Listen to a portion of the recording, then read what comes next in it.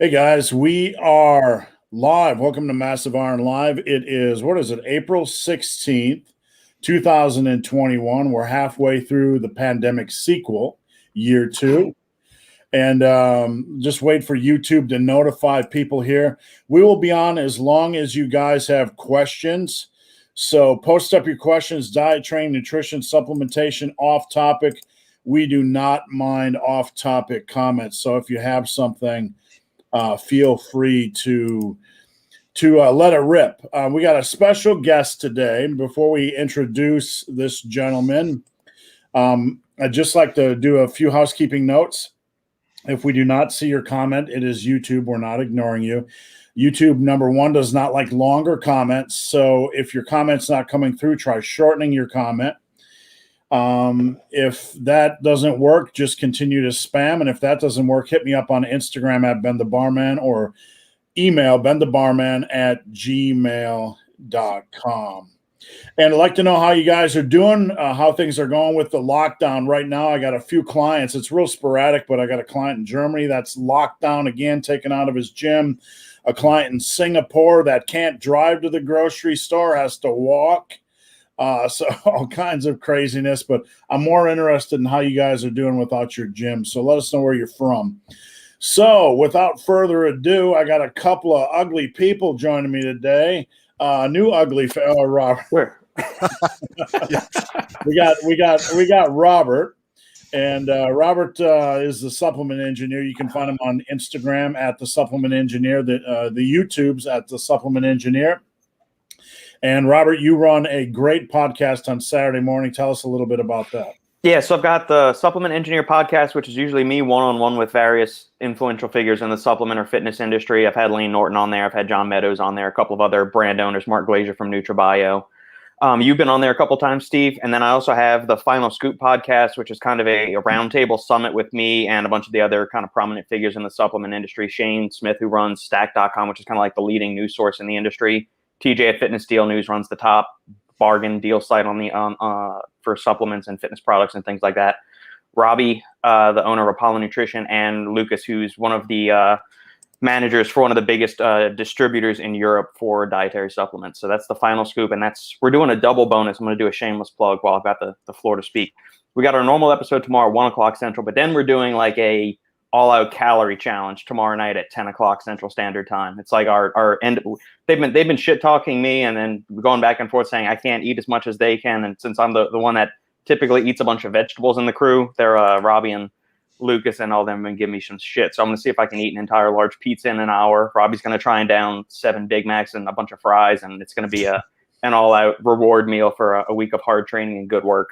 Sounds good. Robert can eat food volume and vegetables, so I have faith he'll be able to handle it in pizza. So we also have Faz, and it's a pleasure to have him joining us. I haven't talked to you in a very long time, and we recently reconnected. Way back in the day, I started a forum called Muscle and Brawn, and Faz was just a young little man at the time. And now he connecting again. You have your training service. It looks like you've been, man, looking at some of your pictures, looks like you were getting it done in the gym. So just an introduction, Faz. Tell everybody about yourself, a little bit of background and where they can find you. Right. Hey, folks. And yeah, firstly, Steve, thanks very much for having me on. Me and Steve go back a ways, like 16, 17 years. First time I'm meeting Robert. So always a pleasure for you as well. So that's good. Yeah, but a bit of background on me. I've been competing and lifting for about 22 years, since I was 18. And I've competed in bodybuilding, powerlifting, and strongman, mostly in powerlifting. And yeah, since Steve, you and I originally connected, I've carried on and finished getting as strong as I did in powerlifting. Yeah, I competed in bodybuilding as well. And I've been coaching now for a few years. So yeah, I am Faz Lifts on all platforms, really. I have a podcast where we discuss various things to do with nutrition, training. Also now I'm more prominent on YouTube as well. And my Instagram is where you can find me as kind of my base, where I cross-post from different places. But yeah, Faz Lifts, as you can probably see on your screen in front of you, that's me everywhere. But yeah, really an honor to be on.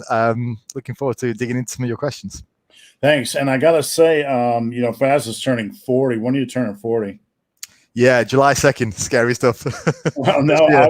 I didn't even get into powerlifting till I was 40. So there you have it.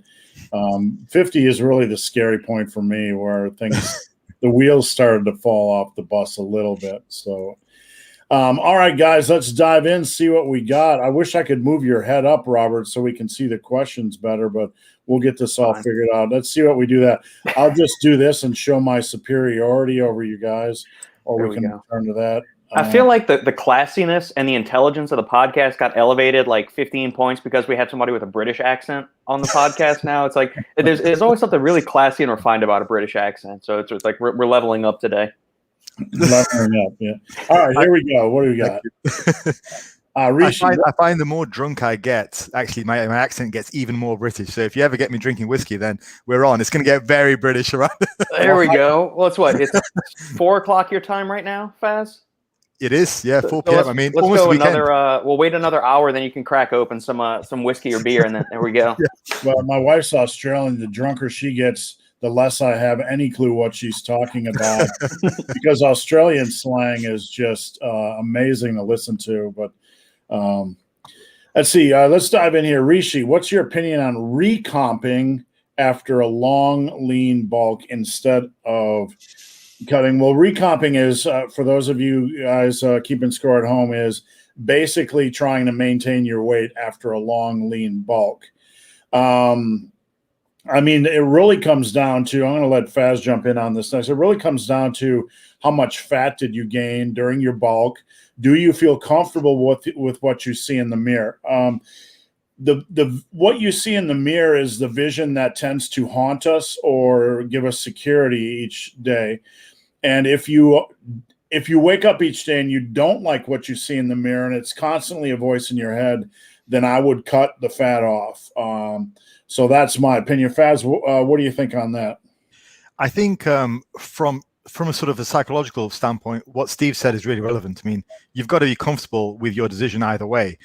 From a physiological standpoint, after somebody's done a bulk, I would like to see them maintain their weight for about 4 to 6 weeks before they attempt anything like a cut or a further bulk. So I think if we're going to say a recomposition, I would like to see you at maintenance for about 6 to 8 weeks or so after a lean bulk, just to solidify those muscle gains. It's not something which I can necessarily prove from a scientific standpoint, but just in terms of my anecdotal experience as bulking myself, but also with clients, there seems to be something about the hypertrophic processes that get cut short if you go straight from a bulk into a cut.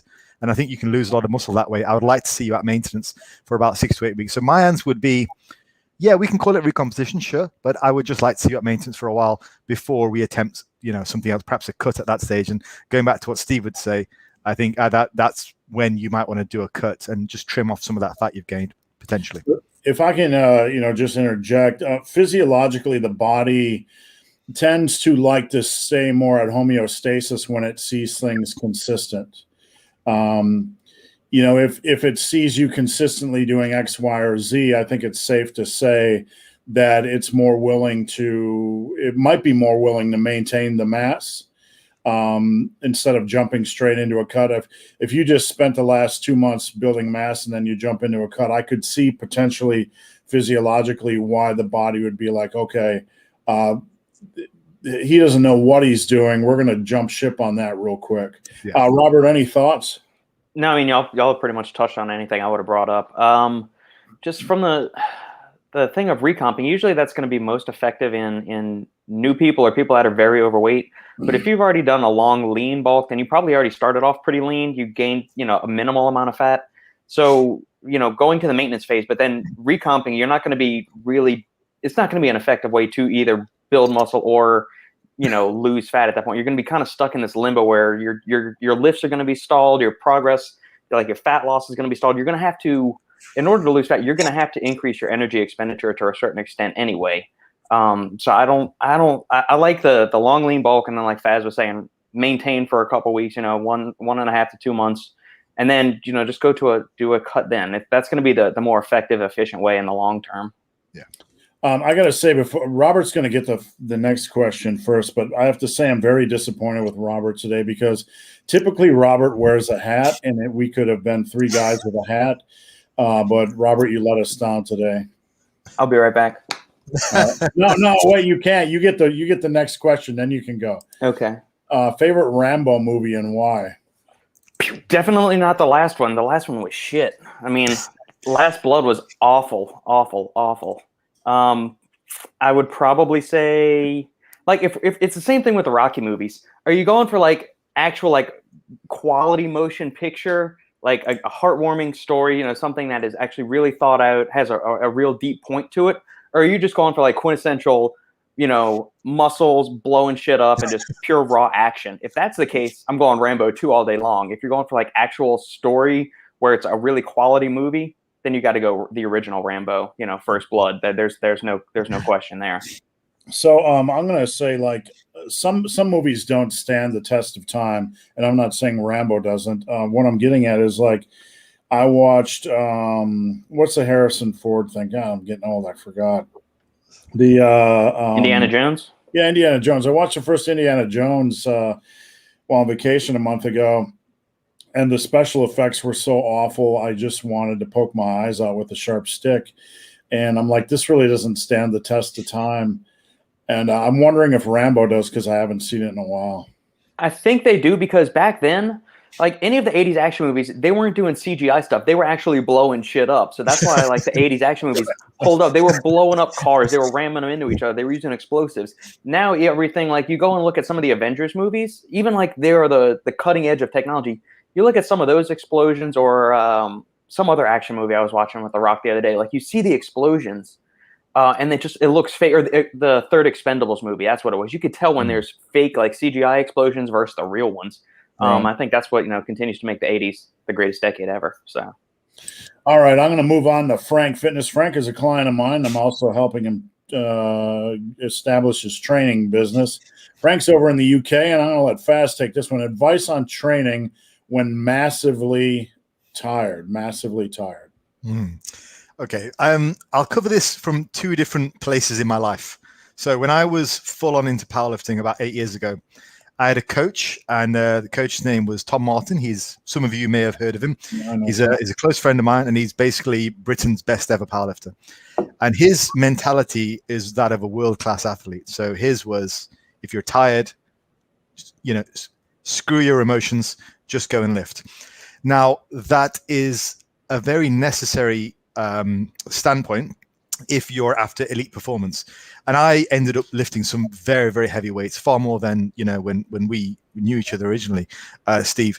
But I will say that type of lifestyle is very, very unsustainable. It's difficult to do.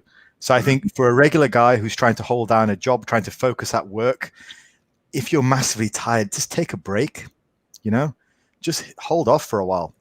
I think it depends very much on your mentality. If you're always looking for excuses to skip workouts, then probably just, nut up a little bit. But by the sounds of it, if you got your own fitness business, you're trying to push it in, in the UK, you're probably pretty dedicated. So if you're massively tired, you may just want to back off for a little while, and that would probably enhance your productivity for your business, and then also in the gym when you get around to it. You can always force yourself through 1 or 2 workouts, but whether you should do or not, the knock-on effect it has for the rest of your life, I think, is something to bear in mind. Thanks, Fez. I will say, when it comes to my clients, I generally give them flex schedules. And instead of, for guys in their first several years of lifting that are still trying to master the art of muscle building, I don't structure deloads as much as I try to teach them to be intuitive with their rest days. When they feel physically or mentally fatigued, to learn to take the freedom to take a day off from the gym. It's not going to kill them. It's not going to stop performance, that sort of thing. What Faz touched on, though, is I tend to be the type of guy that just says, shut the fuck up and go do it. It doesn't matter how tired you are. And, what Faz said was important. When I was at my strongest, training was to hit a 2,000-pound total. And at the time I was trying to achieve it, only 80 people in the history of powerlifting had done it. And what I was doing was going to war like Tom Martin. there was a whole set of rituals and music and the environment. And, I would have to put the phone next to me and have 911 on speed dial because I was squatting in my basement with 640 pounds on my back and no spotter, and all kinds of things could go wrong. And you mentally are in a complete different place, like Tom Martin was, than just, somebody trying to build a little muscle in the gym. So there is a little room for each of us for that mental strength aspect to, are you really tired, or are you just being, a little bit looking for something to pull the parachute? So, people worry, sometimes over worry, Faz and Robert, about, am I getting enough sleep to actually make gains? Look, in a perfect world, all of us sleep for 8 hours. In the real world, 95% of the time, we still need to go to the gym and lift. Is that fair? Yeah, I think so. I would get him to try and address the issue. Why are you feeling so tired all the time? Is it, or do you feel overly stressed with things? Like, do you feel overly stressed with life, with work, with relationships? Or were you having trouble sleeping at night? What's causing the issue sleeping? Start addressing those things, and that might help rectify the issues of being tired all the time. That's a really good point. I would say that's probably where we would start the discussion. Actually, where we should start the discussion is what Robert said, is why are you feeling so tired? Is it a training recovery problem? Is it a problem with sleep? Is it a problem with nutrition? Let's address that. Let's knock out those X factors before we talk about, well, what can we change and can we take a break? I like that. I'd start with there. Yeah, I'd start there. I will say that Frank, Frank is kind of new to the training world, so he could be possibly referencing a client. And I will say, Frank, if it's client stuff, you have to do just what these gentlemen said. You have to not take their word for it. You have to comb through their life a little bit to see if they're really tired or if they're just trying to find a way not to do something because they really don't feel mentally up for it that day. I think the mental side of things quite big. I mean, if Steve, you've probably had this, when people come to train with you and they try and hang with you on a workout and they realize where you're training. Right. I think the mental side of things can be quite tricky to explain verbally to people, to really try and get them to understand, like, this is hard work and this can occur when you're tired or whatever. So yeah, I think probing that a bit more, maybe perhaps as a practical standpoint for Frank, maybe getting the client to take some videos of them lifting and then just having a look. If they look spry and happy and they're lifting well, then perhaps they're not that tired. Yep. Faz, what you talked about is, like, every time I mention hard work on a video, people ask what it is, and it's something that's really easy to show in person. It's just, people might think you're bragging, but you know how it is when somebody trains with you. You can give them an education in what it takes to get quality results that talking just doesn't show. Yeah.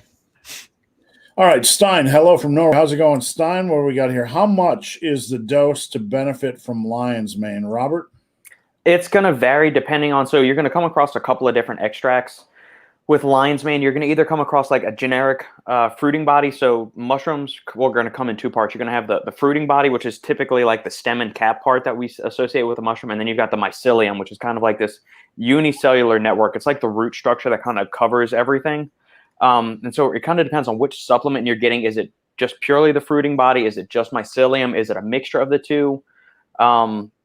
Because there's different benefits to each. So the fruiting body and the mycelium have both of the same kind of bioactives in there, but the ratios of those bioactives are a little bit different. So if you're trying to bias your intake towards one in particular, then you could do like the hericinones are more in the fruiting body, and then the erinacines are more in the mycelium. They both have benefits as far as improving nerve growth factor in the body, which is a brain peptide or a neurotrophic factor that affects the growth, maintenance, proliferation, and survival of neurons in the brain. So it helps long-term cognitive function, brain health, all of those good things.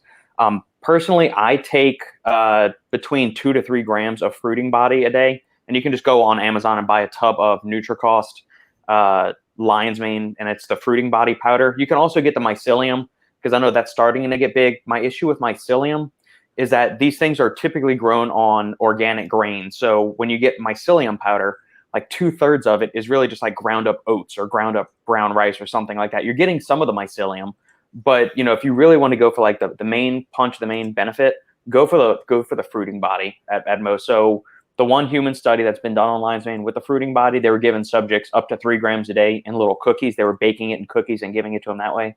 Just eat the powder. I mix it in. You can mix it in your coffee, a protein shake, or you can just be a savage and just take it straight to the dome and drink it down with a swig of water. Thanks, Robert. I will remind everybody, if we get to 100 people in the live stream feed, Robert will take his shirt off and flex. You keep saying that, Steve. You keep hoping for that, buddy. You keep hoping for that.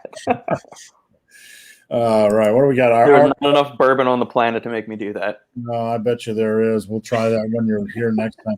Is it okay to look down during dumbbell rows? Feel easier if I do that? I'm not sure what you mean about dumbbell rows specifically. I don't really think about head position during rowing. I just kind of keep it neutral. I will say dumbbell rows and barbell rows tend to put a lot of strain on the lower back, and people aren't aware of this.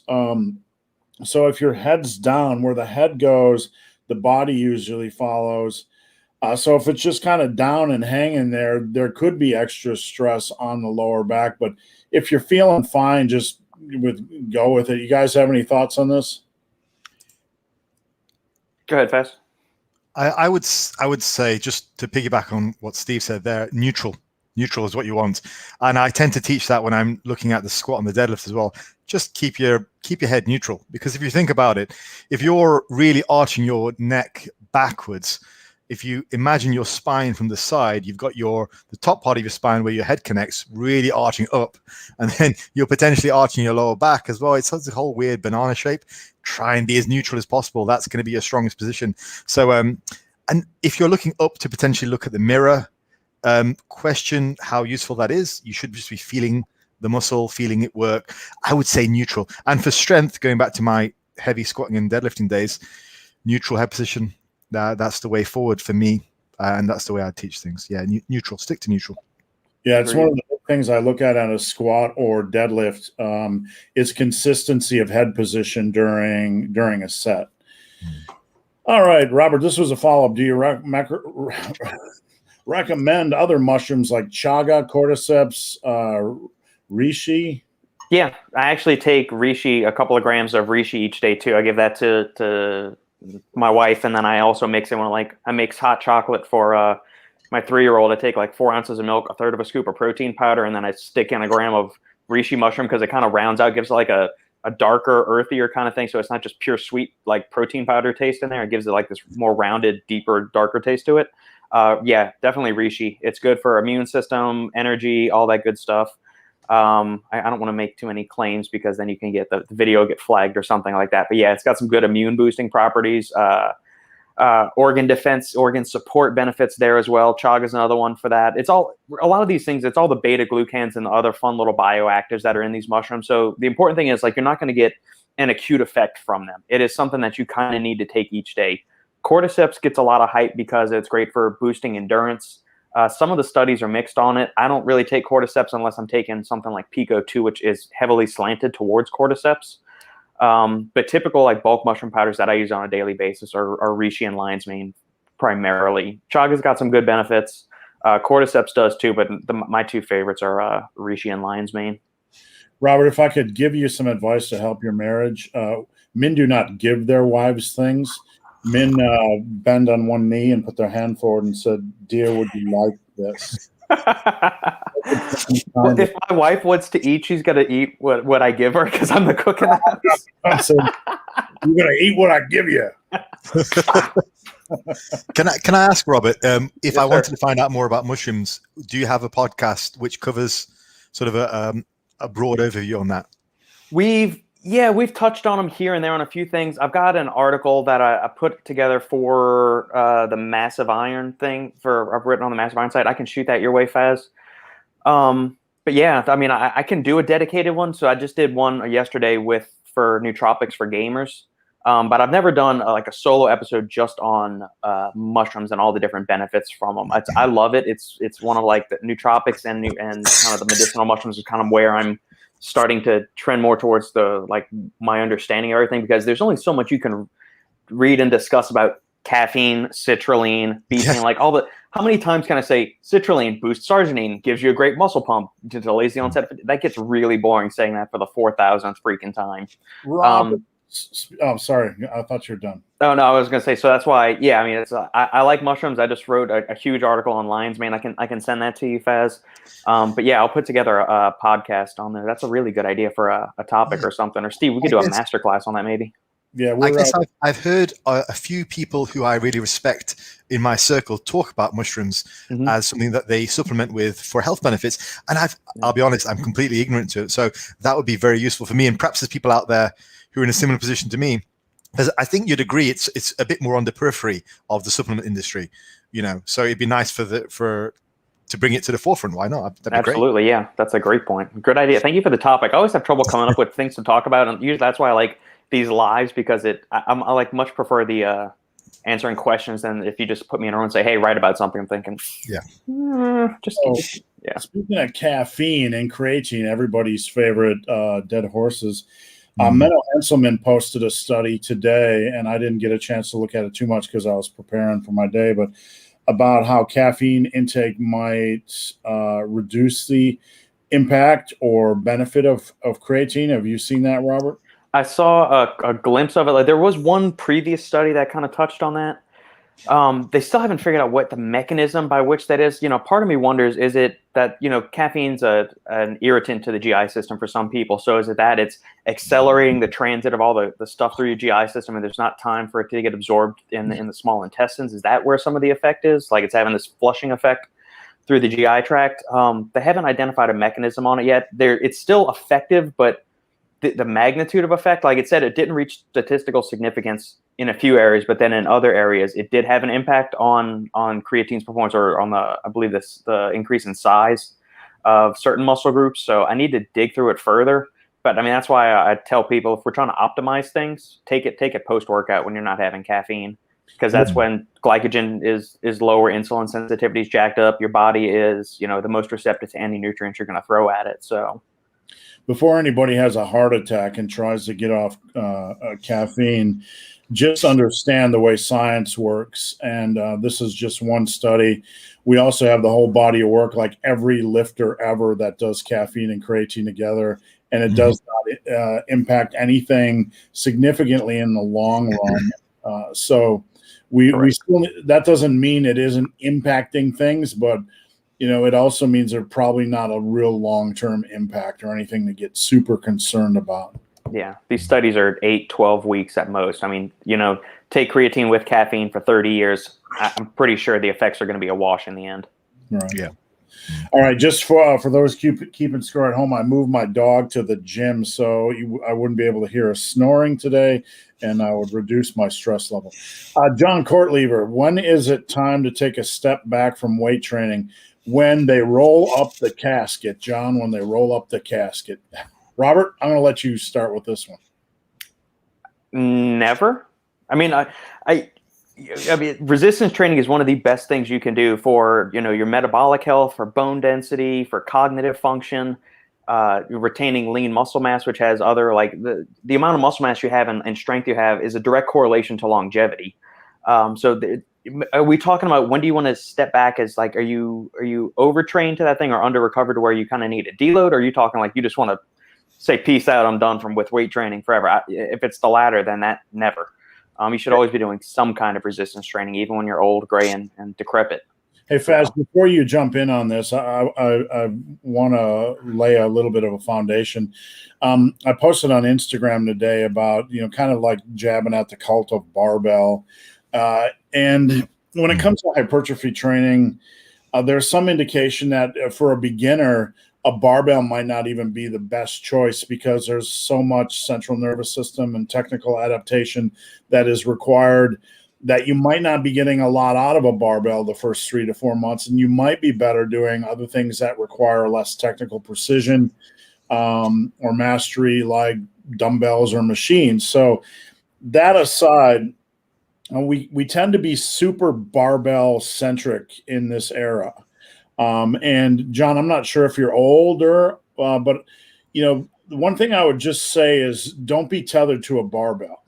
I was listening to a podcast with Dr. Mike and Revive Stronger on a run this past month, basically talking about when you look at the program of an experienced lifter, they might have some wacky, weird exercise choices in there. And the reason being is, number one, they probably jacked up their shit way too hard in the first 20 years of training, and they can't do this, that, or the other thing. Or number two, they found an exercise is better for longevity on their joints and general health. So stepping back from weight training, we also have to understand it's probably okay to untether from certain exercises that could be causing you issues, shoulder issues, knee issues, etc. So, Faz, any thoughts? Yeah, I think it's important to untether yourself from any specific exercises, but also ways of training as well. Like if you spent the first 10 years of your training life or 20 years of your training life squatting, deadlifting, and benching to failure all the time, it's okay to back off a little bit, do some machine exercises, maybe avoid failure for a while, still progressively add weight wherever you can, but just go a little bit easier on your body. I mean, just speaking from experience, although I've been pigeonholed into doing barbell lifts due to the pandemic and the lockdown, now that I'm back in commercial gyms, I don't use a barbell. I don't want to be using a barbell. I'm old. I'm beaten up. I've been under the heavy iron for 22 years. You know, I did my best lifts 8 years ago, and if I didn't see another barbell, bench press, deadlift, or squat in my life, it would not be too soon. So I can get just as good stimulation from machine exercises. Going back to your point, Steve, about beginners, I would say, I mean, I haven't seen that research, but I would echo that in my anecdotal experience. I rarely put beginners on barbell lifts, rarely. There's a higher barrier of entry for the barbell lifts. It's kind of like bodyweight lifts. People say, have a beginner doing push-ups and sit-ups, like that's a simple choice. But reality is push-ups quite hard for some people, to begin with. So I would rather have them incrementally load a machine, do that safely, and not have to worry about the form. The machine puts you into the right groove, you can gain a lot of strength that way. So I would echo that definitely. And just speaking from my perspective as an older lifter, yeah, there's nothing that's tethering you to the barbell whatsoever. And I also like what you said as well, Robert, is that what are we talking about here? Are we talking about just a short-term burnout, or are we talking about a long-term thing? Long-term, stick with the weights. Weights is the best thing you'll ever do. It's excellent for neuroprotective benefits as you age, osteoporosis, diabetic control, like so many good things. Your muscles are basically a pool for glycogen to be stored. And one of the biggest issues that we have in today's modern society in US and UK is obesity. It's running rife. So yeah, muscles. Get big, get lean, get jacked. It's a great formula. Yeah, and to end cap this, there was just a news story or a study released yesterday showing that exercise was the number one indicator of the severity. Well, outside of extreme age and organ transplant patients, of how severe COVID would hit you. So if you weren't extremely elderly or you weren't an organ transplant, the biggest indicator for who would get hit severely with COVID was exercise. And obviously exercise and obesity are tethered together in some way, shape, or form. But stay strong because death is coming for you. Lee, hello from the UK. Any thoughts on why there is so much conflicting fitness advice out there? I love this question. I'm going to dive in real simply and just use an example.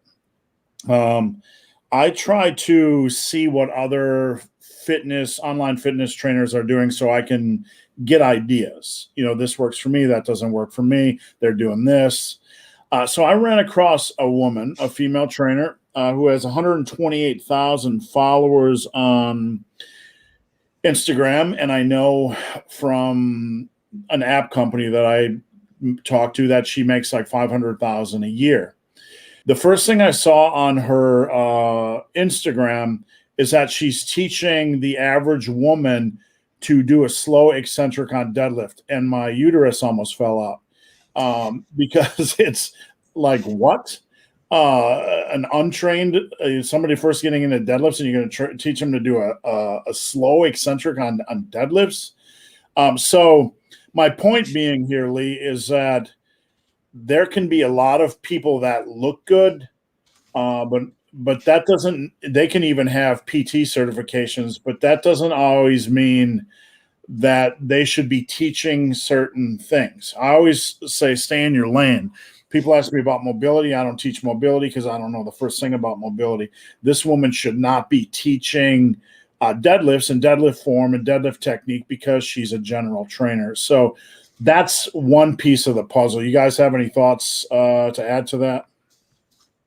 I was just writing down a couple of points while you were speaking, just some of my thoughts. There's lots of things popping up in my head when I had this question. Firstly, I would say, one, sometimes odd, weird things that people promote make for good content, so they get the likes. Now, the reason for that is people like to believe they are getting the edge.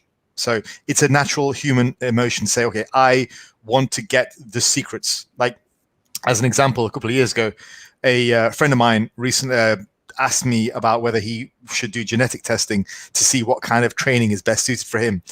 And he'd never trained a day in his life. So we had the conversation, well, what do you think it's going to benefit? He's like, yeah, I'll get the secrets. But that was basically it. So I think people like original, like not written, people like quirky ideas because they feel like they are getting the secrets, getting the edge.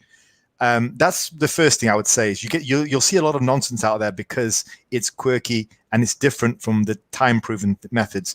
And people like to feel like they're getting something which no one else has. They like to be the first one in the room to adopt a new practice. So there's that. I'll also say some people can just be wrong. If you're genetically very gifted, if you've always had abs, and you're promoting, hey, this is what you need to do to lose fat, it might be absolutely completely wrong. But hey, you've got abs, so you're good to go. So, I mean, I'll give you an example of that. I prepped a guy last year, and he was being prepped by his friend who had a full-on six-pack, pretty much looked good year-round. And, he didn't really know what he was doing. He was just one of those guys who looked great year-round, didn't really know. So he was coaching my friend as the way that he would do things himself. And my friend was basically 5 weeks out from his show, looked like he was about 12 weeks out, was constipated, and it was just a complete mess. So people can just be very wrong, and not really know they're wrong because what they do, it wouldn't work for somebody else. So that's, I guess, a couple of things that I would say. Yeah. Robert, anything to add? Thanks, Faz. No, I guess a part of it is the social media culture, kind of like what you guys were touching on. Some people just want to put out goofy shit because it gets them a bunch of likes and gets them attention. So it makes it seem like they have this secret hack to getting results when it really doesn't. You just look like a jack. Anybody that has spent time putting in real work in the gym or coaching people or understands like basic human physiology or, exercise, kinetics and all that stuff, it's bullshit. Part of the other conflicting advice could be, the emerging body of research. So for a long time, we were told that, hey, you want to build strength, don't do more than 5 reps. You want to build muscle, don't do more than 12 reps. Don't do less than 8 reps either. You want to build endurance, you do 25 reps. And, we were kind of locked into that paradigm for a while, but now we're starting to see, hey, you can build just as much muscle training in high reps to failure, within within up to 30 reps per set. If you go less than that, then if you're going even lighter than that, then you're really not going to get much of a hypertrophic response. And you can build muscle with low rep sets. You can build muscle with low volume routines. You can build muscle with high volume routines. So as our pool of knowledge is starting to expand, you throw that in the mix with all of these fitness influencers and gurus, and they take one study, they take one sentence from the abstract of a study without any other kind of context or anything, and they say, this is what we do. Every other training program from heretofore is bullshit because we have this one new study that shows that German volume training is the way to go. And then 6 weeks later, oh nope, 3x5 is the way to go for building muscle. So we're lacking context and understanding that every time we get a new study, it's a contribution to an existing body of evidence. And we're just expanding that body of knowledge. It's not the nail on the coffin saying, yep, this is the only way we should train from here on out. So I think that is why it is. But that's why you've got guys like the three of us that are interested in, taking that knowledge, but then kind of distilling it down into the salient points and make it home. Like, what's the take home? What's the thing that the average soccer mom needs to do to get results, and then you go from there. Well, we're kind of in a I don't know how you call it, a postmodern or post-enlightenment period that really started at the beginning of this year. Back when I started with Muscle and Strength, back when Faz was on Muscle and Brawn, we talked a lot about full body workouts and frequency training. And when I took that over to Muscle and Strength, when I got in the industry, people were asking me to be fired because bodybuilders don't build muscle on frequency training. And then the pendulum swung, and for a long time, it was muscle protein synthesis. That's the only way. That's the only way. So we kind of reached this enlightened modern stage where all the bro stuff in bodybuilding was nonsense. It's stupid. It's silly. You can't target a muscle. Body part splits don't work. And you know what? The information we're getting right now is showing there might be something to regional hypertrophy. Body part splits, when volumes equated, probably are just as equal, if not better than anything else. It's probably better to do a couple more exercises for each muscle group rather than a couple less. So, all this stuff, like we completely junked the 70s and 80s, and now we're like, oh, wait a minute. But because of this, Lee, there's a lot of confusion because a lot of people invested a lot of eggs in one basket instead of trying to keep their ear on science. And, I'll also say, when it comes to training, anybody that you can be a big picture guy like myself, or you can be a dogma guy that says one way, look for the best way. This is the best way. The big picture guy is there's 20,000 jack people that we could run into right now that all train differently. What are the commonalities between their training? Number one, consistency. Number two, consistency in nutrition. Number three, a reasonable amount of volume, meaning not junk volume, quality volume. Hard work, some progressive overload plan. Et cetera, et cetera. So those are all the flags I've always planted in the ground, and those will never let you down. Those will be forever until we become genetically modified individuals. So you guys have anything to add to that before we move on? Yeah, I just wanted to piggyback off that and just say that, back when we were on the original Muscle and Brawn forum, a lot of us, rather than being married to an approach, we were married to results. Right. And I think that's what gets missed as the fitness industry has expanded and exploded, because everyone's got their own niche. Everyone's got their area where they promote what they're good at, whether it's, your high intensity approach, your high volume approach, whatever.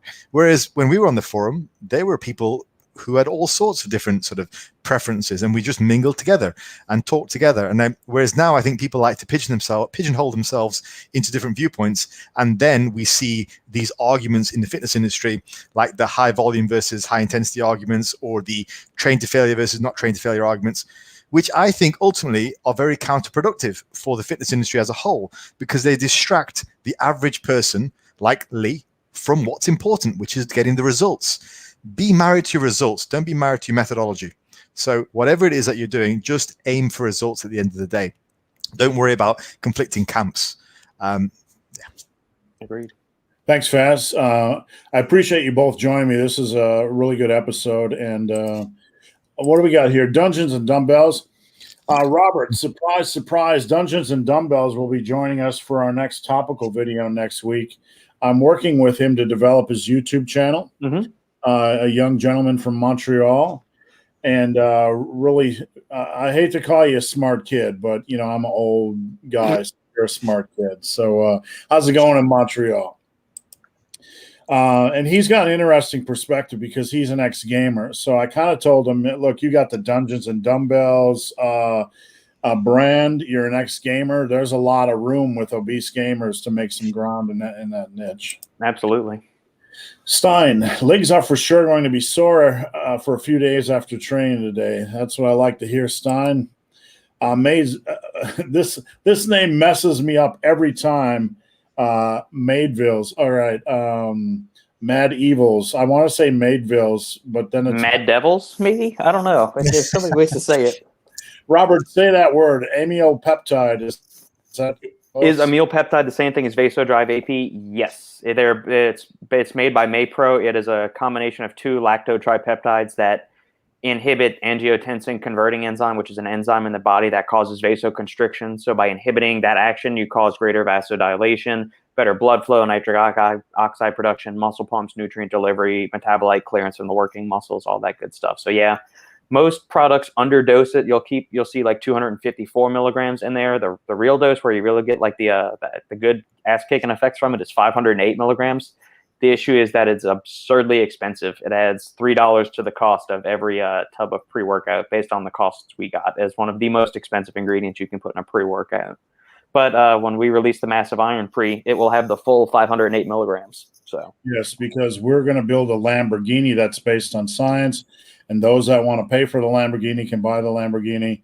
Those that don't, not putting down other supplements, but we're not going to limit things by price. We're going to put together the best product, and people can decide if they want it. What do we got here? RKO by Orton. If you have under 3 grams of leucine per meal, does it make a difference in terms of muscle building, or just overcomplicating things? I don't know the science, but I'm going to go with B on that one. Robert? Yeah, I mean, the research, like if you were going strictly in an isolated incidence, and you're not consuming anything else but maybe some protein, if you're only getting that, then yeah, you're going to want to get at least 2.5 to 3 grams of leucine. That's kind of, it's not exactly at 3 grams. There's some research showing you go as low as 2.5. I think it's some of the research that Lane Norton did. But in the context of a complete meal where you've got carbohydrates, fats, that you don't really need to worry about it. That's majoring in the minors and doing a bunch of mental gymnastics that you don't need to worry about. Eat a high quality meal with a good source of protein. You'll be fine. All right. Thanks, Robert. Now, my 500-pound life, I want you guys to head over to YouTube and follow him, and head over to Instagram and follow him. Maybe you can drop in your Instagram. I've been working with this gentleman, and there are some people you work with that really, really want it, and they take a step forward every day. I put together a band workout that he could do, this gentleman could do from a chair, and he crushed it. He just continued to do it and continued to report on it. And then he found a gym, and we put together a GoFundMe. People support him. Got like $500. Got him a yearly gym membership, and he was at the gym yesterday crushing it. So seeing guys like you take action and change their life, I mean, that's really what it's about, and he's got big dreams, and I like that. He knows the body he wants, he knows where he's going, and I'm going to do everything I can to help him get there. So appreciate you tuning in. Amanda, how do I know if I'm resting long enough between sets trying to build muscle? I'd probably answered this one 1,000 times over the years. So Faz, I'm going to let you tackle this one. I actually did a video on this topic about a few days ago. So how long to rest between sets. So feel free to check that out on my channel. It's about a 5 or 10 minute long video. But essentially, just a summary of it was, I think you've got to be mentally ready to go again. Like, there is some sort of science on the topic, in terms, and the science, correct me if I'm wrong on this, guys, but it seems to suggest that as long as volume is equated, there's not really that much difference. I think longer rest periods tend to get the nod, but then if you're doing shorter rest periods with more volume to compensate, that's also just as good. Correct. I would just say at a certain point when the rest is too low, you start to run into some issues, because what's the priority? Why are we at the gym? We were at the gym to break down muscle, to get stronger, to stimulate the muscle. So if your rest periods are too short and you're out of breath and you're not able to give it your all on the set, then it really detracts from the reason that we're in the gym in the first place, which is to get stronger over time, progressively in compound lifts for a moderate rep range, all the stuff that, we all agree on. So I would say don't purposely limit your rest periods. When you feel like you're ready to go, then go. But strength training, I find when I speak to people who are new to strength training, perhaps when they've come from a lot of interval training stuff or marathon training, you have to really switch the mentality.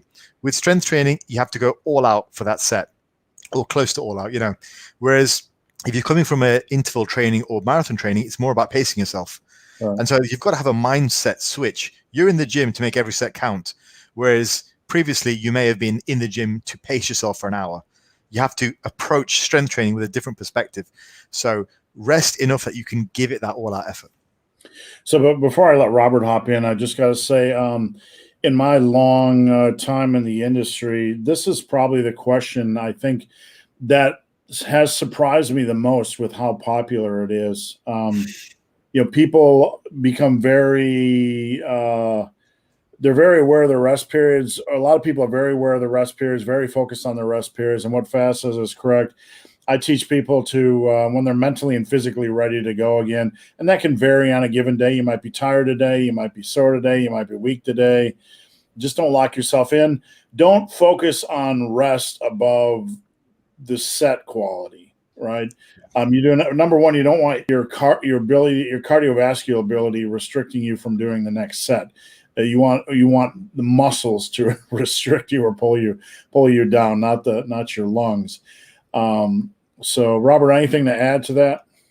No, I mean, y'all pretty much hit everything. I guess the last point to say is, like, as you get stronger, bigger and stronger, your rest intervals will probably increase, I would say, because you're able to exert, you're going to be lifting more weight. There's going to be more tension placed on the muscle. And there's going to be a greater oxygen demand and more fatigue induced in those muscles. So don't be surprised as your training career expands and you start lifting heavier and heavier weights, your rest intervals might actually start to increase compared to what they are when you're a beginner, where you're not lifting as heavy weights. You're not able to actually push yourself to those thresholds you can, as you're a more experienced lifter. Yeah, there's something about holding a heavy weight away from planet Earth that gets your heart rate racing. Like RDLs are cardio for me. Dumbbell rows are cardio for me. A lot of people will ask me, Faz, like, do squats ever get easier? No. No. Do I ever get used to them? No. They always suck. They always will. Yeah, they get harder. Yeah. All right, what do we got here? John Allen. Props for that avatar. I'm not sure what it is, but it has my attention. I'm a high schooler who is getting into bodybuilding, and I am in wrestling. How do you recommend training for wrestling performance and hypertrophy? During the season, and you guys can correct me if I'm wrong because I'm no expert in athletic training, but during the season, what I generally recommend is that you don't train for progress in the weight room. You train to hold steady so you can maximize your wrestling performance. So outside of that, just typical hypertrophy training. You guys have anything to add to that? No, I mean, that's pretty much it. Like when you're in season competitively, you're trying to maintain, because you're going to be burning a ton of calories, throwing resistance training on top of that. You don't want that to impede. You don't want to be doing so much resistance training that you're impeding your recovery and your ability to perform in your wrestling matches. So in season, you're just looking to maintain what you've accomplished in the off season. So when it's off season, that's when you can start ramping up your training volume and intensity from the hypertrophy workouts. Yeah, I think that's a very relevant point to bear in mind. But I'd also say, in terms of how you structure, just as a bit of a warning, is that as much as possible, try and separate the different facets of what you're trying to improve. So for bodybuilding training, don't try and mix that in with your wrestling. Like I've seen a couple of local boxers from where I am punch with weight in an effort to increase their strength and the size of their, shoulders and stuff like that. That I think is trying to mix the two together as a training modality. I just don't think that's the way forward. If you're going to strength train for hypertrophy, go and train like a bodybuilder 2 or 3 times a week, and then separate that completely from the rest of your work. So whatever level of whatever fitness school you're trying to improve, do that specifically. Don't try and mold together everything. That typically doesn't work very well. And I will say, as an end cap, I was a little bit dismissive, or maybe not thorough enough. When I say pull back, if I'm doing a sport specifically, I'm probably not going to do resistance training more than a couple times a week. I'm probably going to pull back on set volume. Maybe not do 3 exercises, but maybe 2. Maintaining strength is much easier than gaining strength. So consider that. And I'll also say, John, if you were like me at 18 and you're off playing basketball or wrestling, but your mind's on hypertrophy, you might want to dump the wrestling and just get into hypertrophy full speed. I mean, if your mind is on a girl, that girl is bodybuilding, you might as well just put a ring on it. You know what I'm saying? Yeah. Yeah, I did about 3 years of MMA style wrestling when I was at university alongside my powerlifting, but my powerlifting didn't progress in that time. So yeah, it's difficult. I'm sure you can do it, but I'd say it's quite a difficult balancing act. And certainly when I was a lot younger, I couldn't make the two work, and I'd debate at my age whether I'd maybe be able to make it work now. So that's another point. Perhaps if bodybuilding is your focus, maybe just go all in on that. Yeah. All right, thanks, guys. We got Brie, my client from Mongolia. And in Mongolia, just as a point of interest, because of COVID, they're not allowed to drive to the grocery store. This is from Brie herself. They have to walk to the grocery store to reduce the potential exposure to other human beings. And in my small mind, I'm thinking, if I walk to the grocery store, there's a greater chance I'm going to encounter another human being than in my car. So, Mongolia, sorry, you don't have it figured out. But I hope things are good, Brie. What do we got here, Stein? Why does air fried potatoes get cold so quick, but boiled or baked does not? Well, I'm no expert in frying technology, but I know if you have oil inside of a potato, it's probably going to stay hotter a lot longer than if you have oil just on the surface exposed to air. That's my thoughts. I don't know. Robert? I have never experimented with it, so I have no idea. I would have to just say it's got to maybe do with some heat retention that's in the structure. I don't know. I've never air fried potatoes before. I don't boil them. I don't eat many potatoes just to begin with. Yeah. When I eat food, it doesn't have a chance to get cold. I'll just say Yeah, that. I don't know. That's what, I mean, it's so like an air fryer. We're dealing with convection.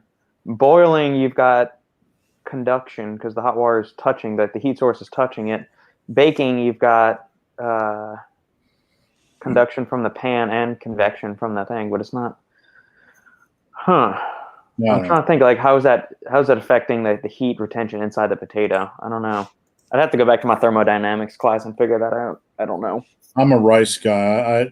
I only bake potatoes like one. Unless I'm having French fries, and then that's it, at that point it's deep fried. It doesn't really matter one way or the other. Julian, when I was locked down last spring, I built a squat rack and plates using concrete and a 2x4. I had a couple of clients that during the pandemic built their own squat rack, and I was pretty amazed at that. So Nigel, checking in from the land of stay-at-home orders and lockdowns. On a plus size, should be receiving my football bar and dual cable functional trainer in the next few weeks. Hoping that arrives soon for you. So keep your head up and just continue to do what you can do. Josh, my calorie count has always been below maintenance, and I'm active, eat healthy, etc. No abs. Am I just old? Maintenance is, if you're at your calorie count and not gaining weight, that's your maintenance level, no matter what calculators or online sources say. So, if you're not gaining weight and your calories are a little bit lower than expected, just a little bit slower metabolism, that could be caused from many reasons. So the point here, or the focal point for me, is no abs. Wait, I think I'm missing. I'm seeing the big picture here. Sorry, I lost this one. My calorie count is below maintenance, and I'm not getting abs. So I assume you're trying to lose weight, Josh. If you're not losing weight, then your calories are not as below maintenance as you think. Am I missing anything here, guys, or is that what you're reading into this? Yeah. I would say one of the most damaging things for prospective dieters is looking at online calorie calculators and thinking that is the maintenance. Maintenance is your maintenance is defined by what calories it takes for you to maintain your weight. So if your body weight has been standing still or going up, like that indicates you're either at maintenance or you're in a surplus. So ignore calculators. I don't even use them. I actually released a video about this recently as well. Just this idea that whatever your calories currently are, it's a line in the sand. It's a moving target.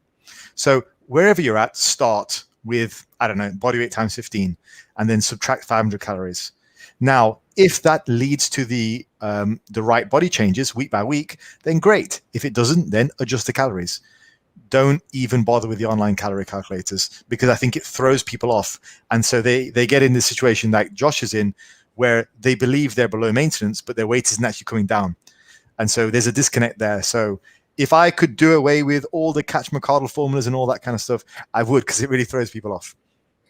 And Josh, I would say, you know, if you have the drive, I would consider getting a second set of eyes.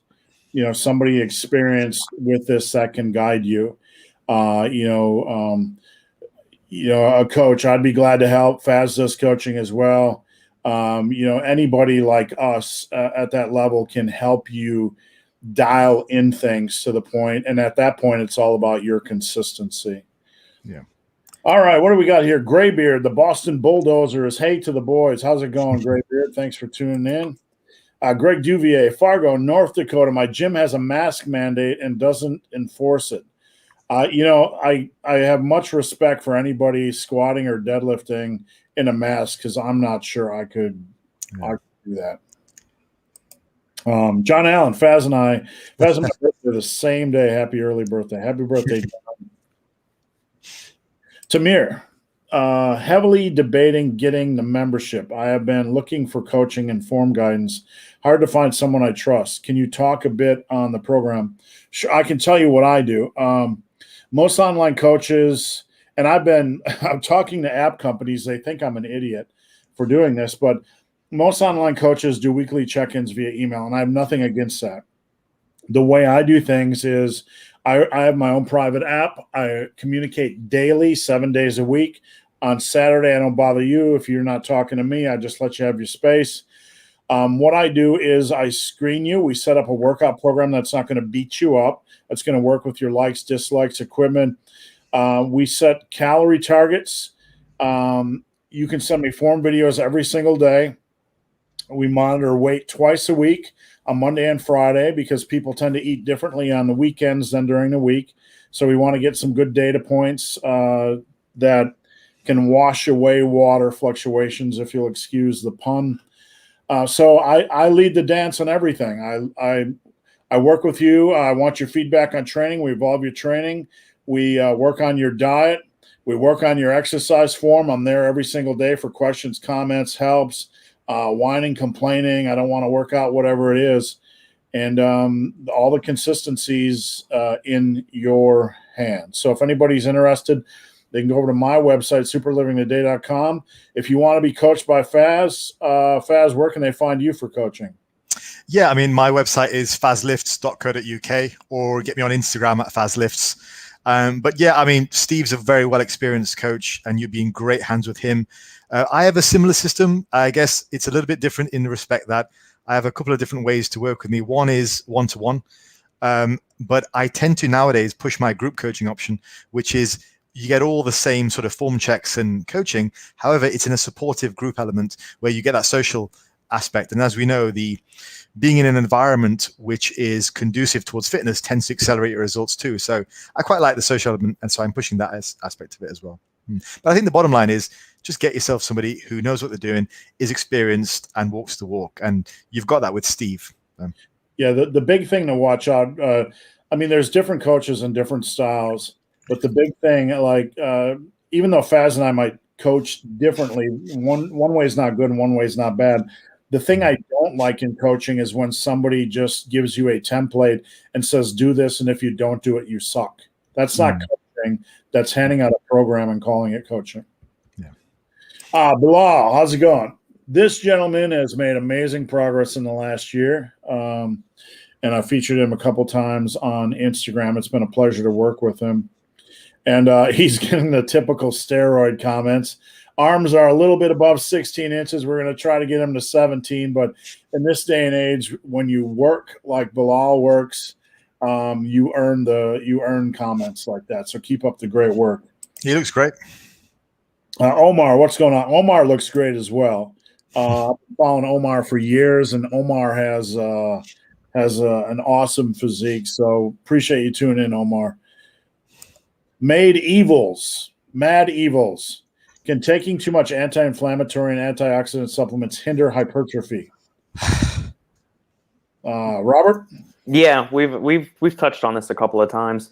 There's a few studies, and there's going to be a few things to this. So in elderly individuals, which are typically at a higher inflammatory state, taking anti-inflammatories like ibuprofen or vitamin C and vitamin E have been shown to not only not impair hypertrophic adaptations, but actually enhance their results. And that the thinking behind that is that it's lowering their base level of inflammation in the body, so they're able to recover, build more muscle tissue. However, if you are a young, fit, healthy individual and you're taking high doses of vitamin C, vitamin E, megadosing other anti-inflammatory things, or like ibuprofen, other NSAIDs, or even just some natural supplements like a turmeric or a Andrographis paniculata extract or something like that, or curcumin, taking those probably within 3 hours of your training window on the front or back end is going to have some deleterious effects to, the hormetic responses to exercise. So it will blunt hypertrophy. That being said, the magnitude of effect, they had a recent meta-analysis on this, the magnitude of effect on these things on it is minimal compared to the negative effects it has on strength and power adaptation. So hypertrophy is the least affected of those athletic parameters, but it still has an effect. So if you're trying to maximize your natty potential, don't take super potent anti-inflammatory, antioxidant supplements in and around training. So that means don't take your multivitamin around training. Don't take high-dose fish oil around your training. Don't take a joint supplement around training or anything like that. And space it, 3, 4, 5 hours away on either end of your training window. Thanks, Robert. My 500-pound life wants to be powerlifting by 40. We'll get you there as soon as I will get you there. I guarantee it. All you got to do is just continue to remain consistent, and I guarantee you'll get there a lot quicker than you think. So Daniel is a client from mine. I got to tell you, last week, Daniel donated what I thought was $50, begging Robert to take his shirt off. Now, here's the thing. The $50 in Daniel's country is well, I hesitate to say only because I appreciate the donation to the channel, but I thought Daniel was donating $50 to get Robert to take his shirt off. It was only $5. Well, you're a cheap date, Robert, apparently. Apparently so. We said it'd be a bottle of Jack Daniel's single barrel, then that might up the ante a little bit. So, you mentioned you occasionally partake in alcohol. Do you have any preferences? I'm a whiskey guy. I always have been. I saw on a podcast with you two recently. You're a whiskey guy as well, Robert. So, yeah, I'm a whiskey. I like the single malts, Scottish whiskies, stuff like that. I rarely drink anymore. I very rarely drink at my age, but when I do, it's generally a shot of whiskey, neat. With dinner or something like that. But that's generally my preference. I don't like any mixes and stuff. Maybe a bit of ice every now and again if I feel like it, but generally just plain. And I just enjoy the taste. So that's my thing. Do you like the super peaty Scotch whiskeys, or do you like the ones that are a little bit more neutral? I like them all. Yeah, I like them all. Yeah, I've got a few which are opened up right now, and I go through a selection. Yeah. Good deal. Well, I'm actually trying to pull back on the drinking myself because what we had gotten into, I've been, in the ultra running world for over 3 years now, and we were running 12 to 13 hours a week, and you can have a lot of extra calories and a lot of extra thirst. And we got in the habit, like after a 4 or 5 hour run on Saturday, I can belt down a 6-pack of strong IPAs and still be in like a 2,000 calorie deficit. But when winter hits and you're not running as much, you don't have that deficit. Plus, we just realized we're starting to drink way too often from running this much. So we're trying to pull back. I made a program or a challenge recently, and it's up on the website Super Living Today, where people basically try to get no fast food, no alcohol, etc., for upwards of 100 days, just as kind of a general challenge. So we're rolling on that. I can't say that I don't miss beer and whiskey, but I want to go back to a lifestyle where I just have it on a Saturday after a long run.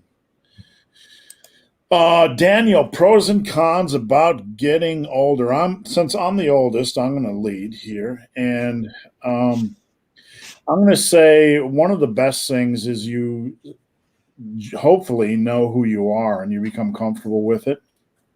Like the searching of who you are is over. I know my life's work now, and this is my life's work. I failed college. I went to college for astrophysics and advanced mathematics, and I failed college because I wanted to spend time at the gym. And I had spent 15 years of my life in blue collar jobs, just depressed because I was not happy doing what I was doing. I failed in college, but now I know my life's work. And I think if you can find that as you age and settle into that and say, this is what I'm about, that's a beautiful thing. I think another pro is you get really good at sex. You should be. If not, and your wife or partner's complaining about it, then you really probably skipped a decade of the potential to improve your abilities. Another pro, and I'll just end with the pros here, is that my fuck bucket is empty. I really don't care what anybody thinks, and that, like, along with that, I don't hesitate to tell people to shut up. Like, I'm just tired of bullshit. When somebody swears in front of my wife, I tell them to shut up. And, like, I don't know, maybe that's just stupidity, but I think I've grown in the years that I think part of being a man for me is standing up for yourself. If somebody's invading your space or your property or your life, or offending your wife or whatever. And, I think the older I get, the more I'm not afraid to do the right thing and damn the consequences. And I actually like that evolution of my personality because I never had a father growing up. I didn't know how to handle situations. So cons. You're like the Millennium Falcon. You pick up a bunch of war wounds and you got to work everything around them. Cons, I don't know. I like getting older. I just like the 60s, the 70s is what scares me. You guys have anything to add? I mean, you pretty much touched on it. I think recovery is a little slower. I mean, I'm only 35, but I mean, I noticed that my recovery is a bit slower. I find that, I don't know if this is a pro or con. I look at it as a pro. Like Steve, you mentioned finding yourself. I've pretty much been the same way that I am since, I would say, like, I'm a teenager. I've become a little bit more outgoing. Like, you saw me as a freshman in high school. I was super introverted. I didn't talk. I'm still pretty much an introvert. I'd prefer to stay home than go out with like a big party of people. But like the whole thing, like not giving a shit what anybody thinks or says or anything, I've pretty much been that way. I didn't mess with people. If somebody's saying something stupid, they can go deal with whatever they want to. I'm just gonna, I know where I'm going on. My parents have kind of built us on that path of like, hey, we raised you to live up to a certain ideal. You were gonna do that come hell or high water. So I've had a very strong upbringing in that sense. And so, it kind of gets me, I've always been stuck in my ways to a certain extent. And it's now like, I don't know, we don't have a big circle of friends. In college, we had the trumpet section at LSU, and we were hanging out with them all the time. In adult married life, like Satan and I have grown so close together. That's like, she is my best friend. She's my partner. We have the occasional outing with friends and stuff that we'll do, but I don't feel like I'm missing out on anything by not having like this huge network of friends. Like, I've got you that I consider a really close friend. I've got Robbie at Apollon, and like the Final Scoop guys are close friends, but like, somebody that I go and like hang out with at a bar on a Thursday night or something like that nowadays, that I've never had that. It's never been something like that. So I don't know if that's a pro or a con, but that's just kind of, my boring life. I don't know. I like my life. So I don't know. So as pros and cons, now that you're almost 40. Yeah. I like what both of you said about the social aspect. And I think what you said, Robert, about your circle gets smaller. And I think you gain the ability to set boundaries a lot better than you did when you were younger in just finding yourself. and you learn that, okay, these are my rules. This is what I consider to be acceptable. And you're probably better at cutting people out of your life. And it's quite cathartic sometimes when you can do that, Yeah, It's like, I don't want to deal with that anymore. And so eventually the hope is that you are just surrounded by people who love you and accept you for who you are, and who you in return love and accept for who they are. And that's a very nice feeling, because the world can feel like a very scary place, particularly as all three of us, we put ourselves out there quite a lot. And with that comes, it's pros and cons. Yep. But to have your own circle where you can retreat to and you just feel comfortable and happy, I think is priceless for growing older. Negatives are, well, I'm not as strong as I used to be. Yeah. I mean, I hurt my pec on a 110 kilo bench press the other week. It's just embarrassing. So that's probably the worst of it, but that's a fairly minor worst, where I can still look at my cupboard full of trophies from my competitive days and think back to that. So it's fairly, the negatives are fairly minor. I suppose the biggest one is you do see your own mortality in a sense the older you get, and I don't really know when that happens. And I don't think I'm quite there yet, but I think when you're at a point where you've got less in front of you than you have behind you, you probably think about mortality more often. But I'm not so sure that's a negative. It tends to focus your mind on things like enjoying life, being productive, and that's the experience you tend to discuss with other people. Kind of like what you did with me, Steve, 15 years ago. Telling me to focus on fitness and stuff like that. And wish I'd listened. The most successful people like when you talk about mortality and time's running out, you kind of have two reactions from people. One is, oh, you're being negative, that sort of thing. You're thinking negatively. But actually, if you look at commonalities between, I would say, hyper successful people like the Michael Jordans, and they have an acute awareness of their own mortality and acute awareness of the limited window. And like for me, I wake up every day and I'm like, I have to get my life's work done before I pass away.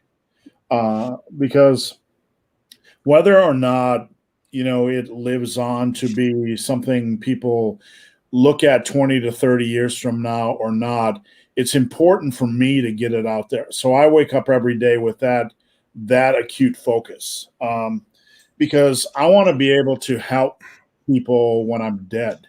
That's a pretty cool thing to do, and obviously science will advance and the world will advance after I pass on.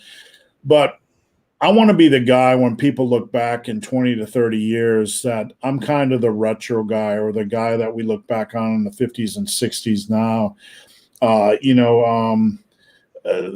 that you can look back at his body of work and learn something,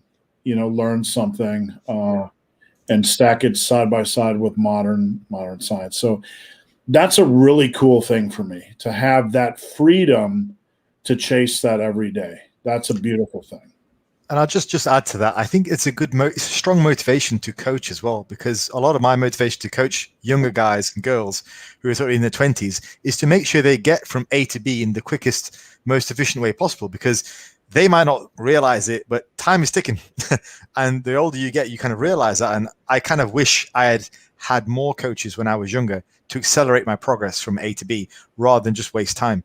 I guess, it's a strong motivation for me to make sure my clients get results in the quickest time possible. So they don't have time. Absolutely. I mean, Faz, we disconnected for a long time, but back when I was 46, I nearly died from type 2 diabetes. I was eating myself strong. And I have that perspective, when I'm dealing with folks that, time is running out. Let's get this done. Some people spend their whole life wanting to get to point B, but putting something in their own path. And if you can help somebody remove those obstacles from their path and just help them experience the freedom that comes from being what you want it to be, it's an amazing feeling. All right, Julian, my 500-pound life. Hey, I started lifting at 28, powerlifting at 29, at 30. I'm closing in on a 500-pound squat. Yes, he is. So you guys are about over 12 years ahead of me. Stein M, how bent over do you need to be on a barbell row? This is a very good question. I'm curious to see what Faz has to say, but there's a point on the barbell row where the weight gets so heavy, you start to get more and more upright to compensate, and it turns into almost like a herky-jerky little thing. I prefer Pendley rows, and now I'm moving to the point where I prefer hex rows because the weight is more back towards the center of the body, and I can handle them better on the lower back. So the bent over row is an interesting lift, Faz. What's your general opinions on it and those folks that are almost virtually upright doing them? Yeah, I think if we pan out, the majority of people are probably struggle with being bent over, being more upright than they are bent over. So I definitely think like the more upright you are, the more it's going to be more of a delt upper back type of movement. Where I kind of want to lead the conversation into is we've had a revival recently where people are extremely bent over and they touch the floor on every rep. Now, I will say that doesn't necessarily work for me. And I suspect the reason why it works for you, Steve, is you were always built to be more of a squatter and a bencher, from what I recall, whereas I was always built to be more of a deadlifter's body. I tend to find that bent over position doesn't necessarily work that well for me. So I like to have the bar go down to about mid shin and pull from there. I think within the realms of what is considered to be sensible form and how, in terms of how bent over you need to be, I'd say anywhere from the bar touching the floor to the bar roughly about below your knees as the bottom position is acceptable. I would say if you're anywhere close to being upright, that's a definite no-no. I think we can all safely agree that's a definite no-no. But within the confines of just how deep you want to go and how bent over you want to go, there's probably a degree of variance in terms of how you're built between right the way over, so the bar's touching the floor, compared to just a little bit higher than that. Yeah, that's my opinion on that. Yeah, and there some people like to black and white answers like this or questions like this, and there's only one way to do things. When it comes to hypertrophy or even strength building, a lot of it comes down to the individual and how things feel, body mechanics and limb lengths and injury history. Yeah. Mm-hmm. The only thing I don't like is when somebody starts piling on the weight and they're virtually upright and it's like a power 2-inch jerk, because I really don't think you're getting, too much out of it. So, all right, what do we got here? I got to tell you something. Usually it's freezing in my office. And today I wore the new Massive Iron hoodie that I just got in. And it's freaking warming up in here like crazy. John Drain.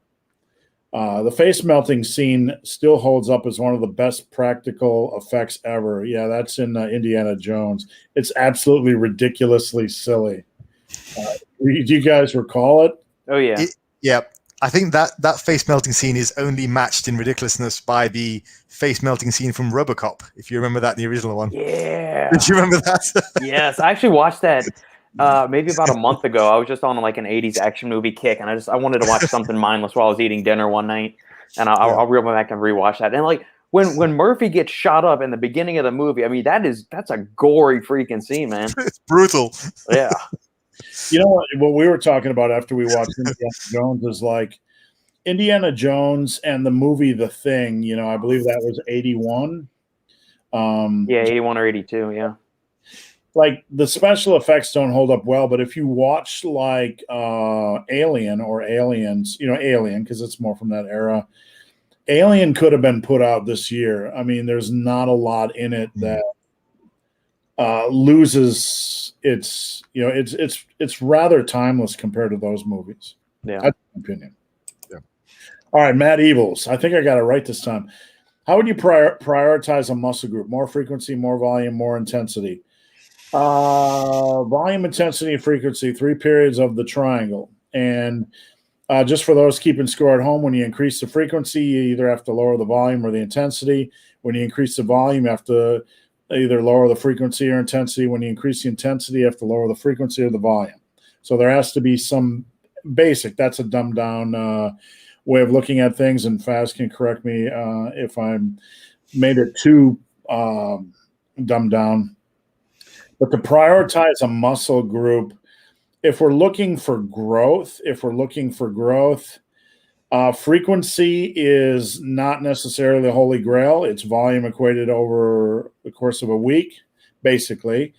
Volume, when you look at volume, the question's not as simple as we're kind of phrasing it. When you're looking at volume, we have to look at weekly volume, but removing junk volume and having quality volume, practicing quality safe sets.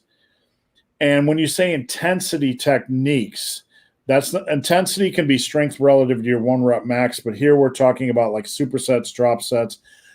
I like to get your volume squared away, right? Quality volume.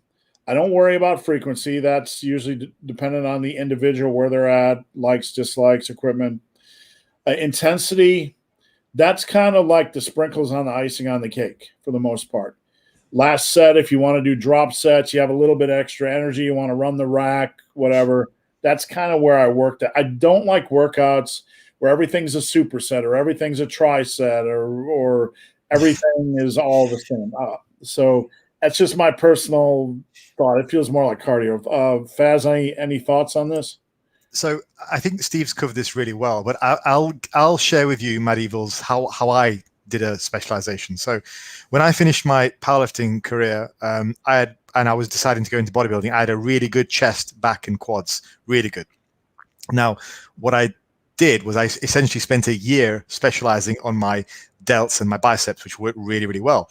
So I did that via an upper lower, where I would hit side delts, biceps 4 times a week. So the frequency was high relative to the frequency of everything else.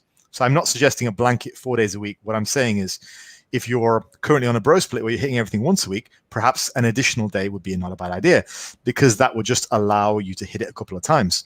And odds are, if it's a weak muscle group, it's probably going to recover faster because it's just not strong enough to do much damage. So, and that was the same with my delts and my biceps previously. I think that was about 2016, something like that.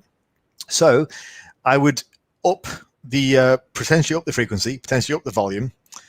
I didn't really do much in the way of intensity techniques. So lastly, what I would say is, 1, give it time, but 2, really look at your execution. That's a big thing. I ended up having to do a lot of cable machines, a lot of cable movements. So a lot of cable curls for the biceps, a lot of cable side laterals, and really perfecting those movements and feeling the techniques before I could move on. So execution is key, and then potentially adding in perhaps all of the above in relative to where you were previously. So that took me about, and then just give it time and make sure you're in a surplus. So that took me about a year, but eventually, my delts and biceps came up really, really well. So it does work. And I would say, be in a surplus, give it time, and increase the workload relative to what you're doing for the rest of your body parts. Thanks, Faz. I appreciate it. Would y'all, one last point, would you recommend, I guess, maybe dialing back the volume slightly on the other muscle groups, instead of, if you're used to doing like 12 to 15 sets for chest a week, maybe dial it back to like maybe 9 or 10. That way you allow more systemic recovery sources that can be prioritized to allow you to accomplish that higher training volume, and your body can dedicate more resources to repairing the damage from the increased workload on the shoulders and biceps, in your case, Faz? I would say I didn't in my case, but that's probably because the shoulders and biceps are quite a small muscle group anyway. Mm-hmm. I think if you were specializing on your chest, your back, or your legs, then that would be definitely something to do. I mean, I don't know. In hindsight, maybe you're right. Maybe I would have got better results. I think it's definitely a strategy to try. Yeah. Possibly. Yeah. Thanks, guys. What do we got here, Dave? And you guys, I appreciate you guys, Robert and Faz, joining me. If you guys get tired, you have to parachute out of here, by all means. These things run long, so I appreciate it. Dave, Faz, other than event specific, is or how does the weightlifting change from other styles?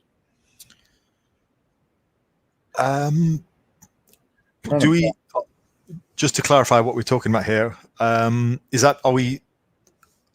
I'm a bit stumped about what you're asking. Dave, I know Dave. Dave's one of my micro clients. Let's see. He's got a follow up down here. Let's see if this helps. For strongman training, other than event specificity, Right. Anything different from power building. Oh yeah, no, that makes a lot more sense. Yeah, I mean, well, I did 3 strongman competitions over the last 20 years, so I've got a bit of experience in that area. I think with strongman training, typically, at least in the UK, you are told the events about 3 months or so prior to the competition. We're fairly well organized in the UK in terms of the North, Midlands, and South, and the amateur ranks are very well organized. So you're told the events about 3 months prior, so you've got plenty of time to practice. Now, prior to the competition, you've got to be doing practice. You've got to. You're going to have a really bad time if you don't have the techniques down, because it's very, very different from lifting a barbell. So I would say for the majority of the year, you just really want to be getting a hell of a lot stronger and bigger and more muscular. So yeah, squats, we're talking about, the big 5: squat, deadlift, bench, overhead press, chin. If you can focus on those for the majority of the year, you're good to go. And then about 3 months prior, really, really push some effort into doing event-specific work.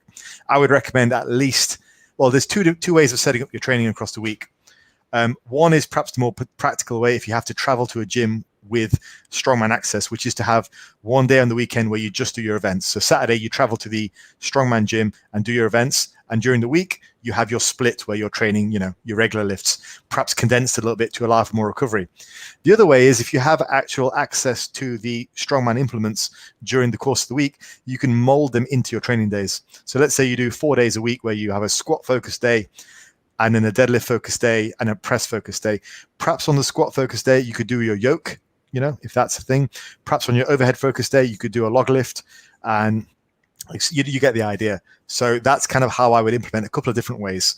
When I did my strongman training, I traveled to Birmingham on Saturday to do my event specific training. And the rest of the week, I did my general strength training, which was just slightly downsized from what I did during the rest of the year.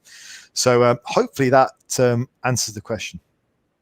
Thanks, Faz. And that kind of echoes what I've heard other strong men talk about. A lot of them will train on the weekends because they don't have access to the equipment during the week.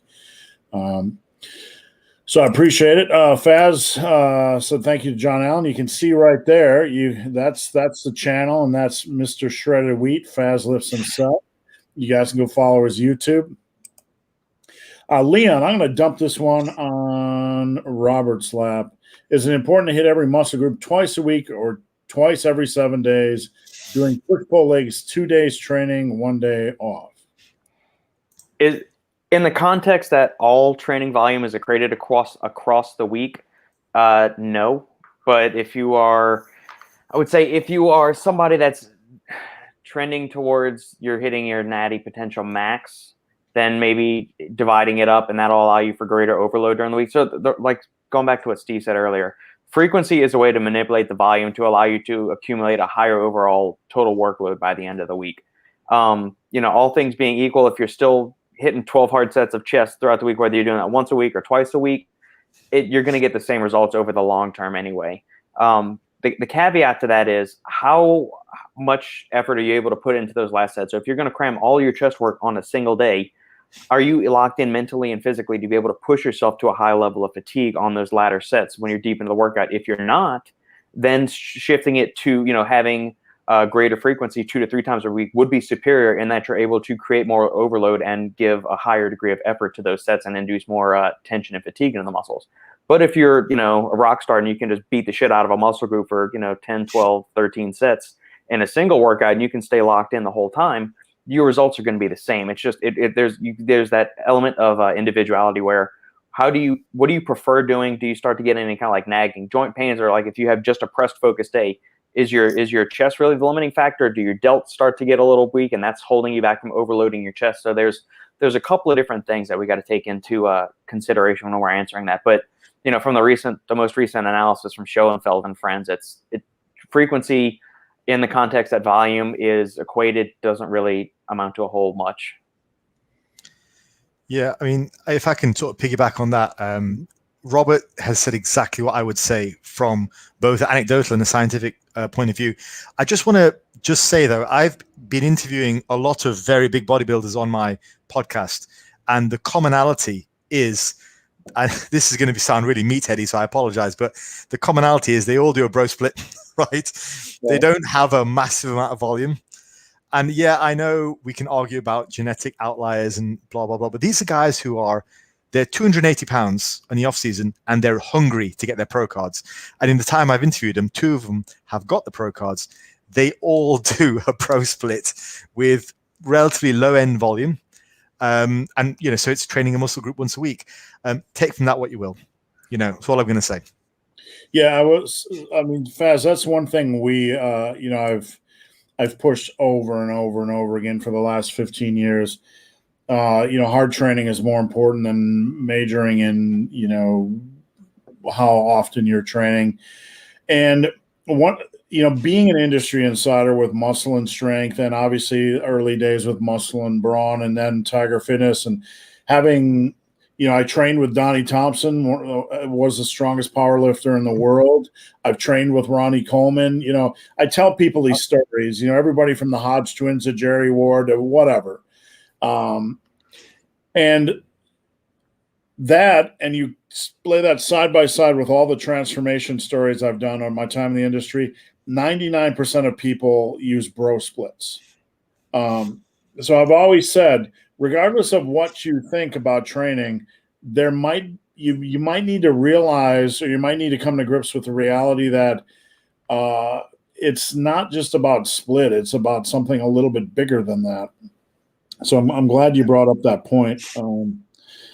Anyway, I don't want to harp on that too much because usually somebody gets upset, but it is what it is. All right.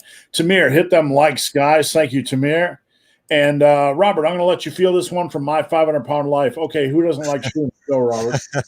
Agreed. Although I've never had the magic type with psilocybin. That might be a bucket list item to try, just for I've heard it's really cool from a creativity standpoint. So if I ever run out of ideas to write about, maybe I'll try that in my later years. I may or may have not tried them a couple times during the early 20s, but I will say I did try acid once, and it just went on forever to the point where you're like, please just stop now. Never had the inclination to do that again.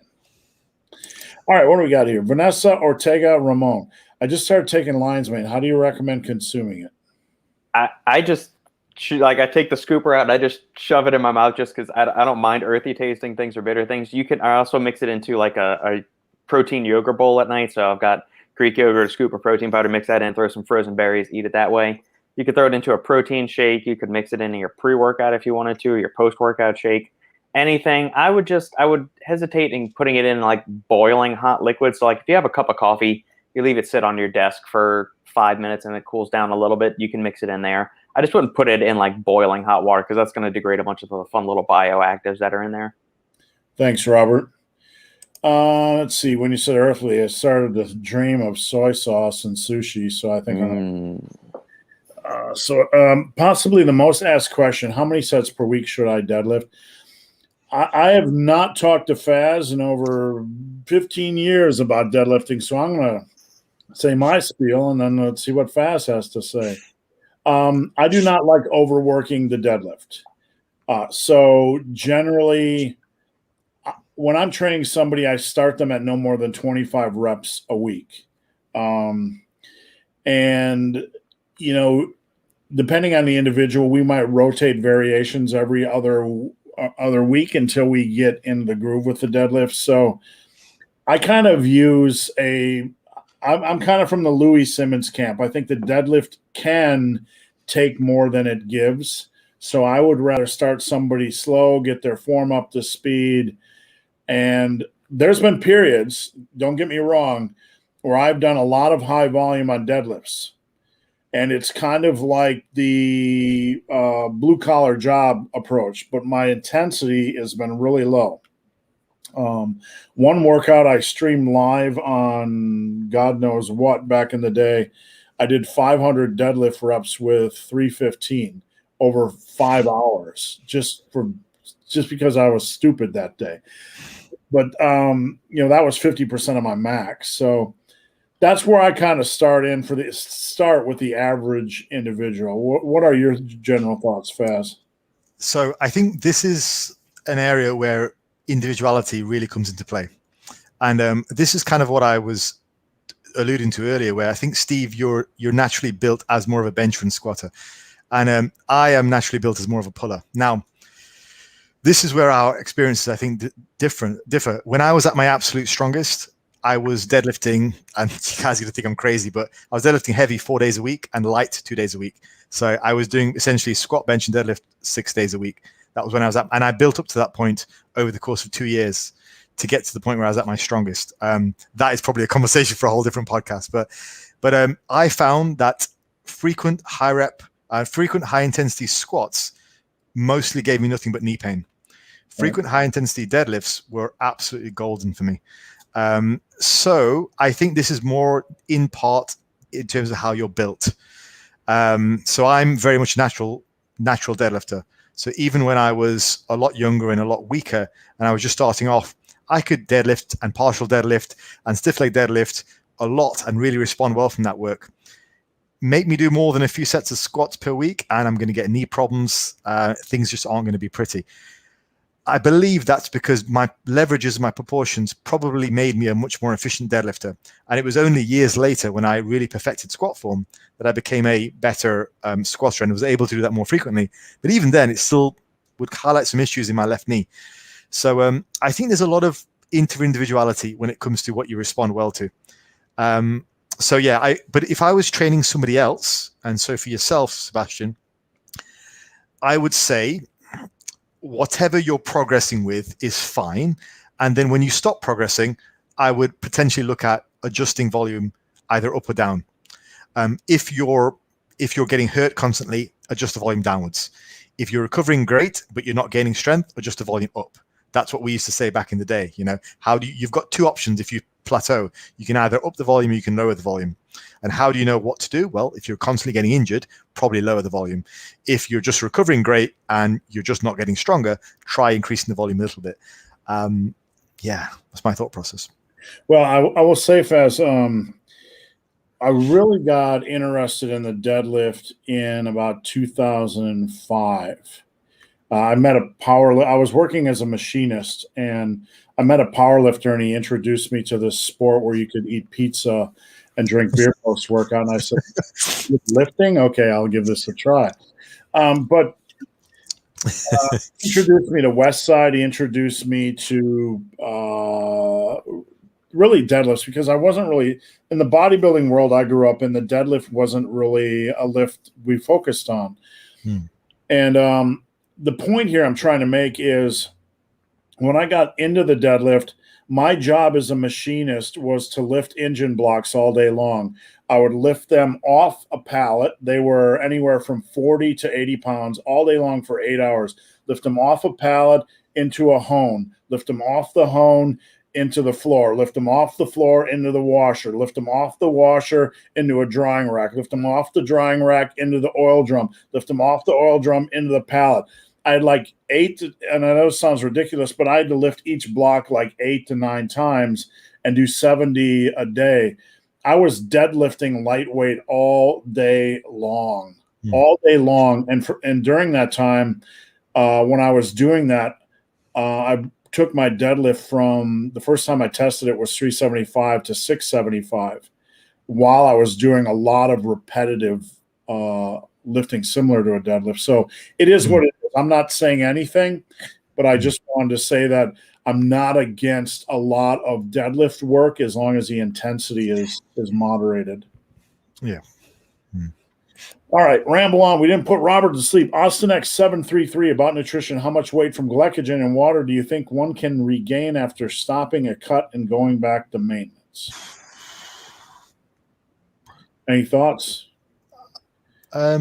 I mean, I regularly, in clients, I regularly see about 5 pounds. If, for a reasonable sized guy who's anywhere between 180 to 200 pounds, bear in mind, if we're looking at maintenance, it's not going to be huge. If you have splurged a little bit and you've decided to have a little bit extra, then yeah, I mean, that figure might go into 10 and 20 pounds. But for going back to maintenance, a reasonable maintenance, I would say, yeah, about 5 or 10 pounds. I'm glad you brought up 5, Faz, because like when I'm dealing with a fat loss client or somebody that is in a cut trying to get to a degree of leanness, during the start of a fat loss period, I basically ignore the first 5 pounds, and then we'll monitor weight after that more seriously. For somebody that says, "Hey, I want to get to 170," I'll tell them to get to 165. So when they return to maintenance, they have a bit of that bounce back. So I'm kind of right there with you on that, 5. Yeah. All right, what do we got here? Gravity training. Thoughts on the one-arm landmine for juicy upper chest? This is actually a good question because I was, I think it was Paul Carter. Are you familiar with Paul, Faz? I'm assuming. Yeah. I remember Paul from way back when. Yeah. So Paul just made a comment on Instagram the past week about how the landmine shoulder press was not the greatest choice for shoulder. So the same movement pattern, right, at an angle. If it's not great for shoulder, what do you guys feel about its for a juicy upper chest? Robert, what do you think? Could it work? Yeah, I'm wondering how much of a stretch you're. The front delt fibers are going to be kind of running that same range of motion as like the upper pec fibers are. They're going to be running along that same kind of path. So, are you going to get a ton of stretch on there? It depends on how low you're dropping the bar. I would still prefer a dumbbell press, like a low incline dumbbell press, or even a slightly higher somewhere. I mean, nothing above 45 degrees on the incline press for a dumbbell press. I don't know. Let's assume here, and I'm sorry to cut you off, Robert.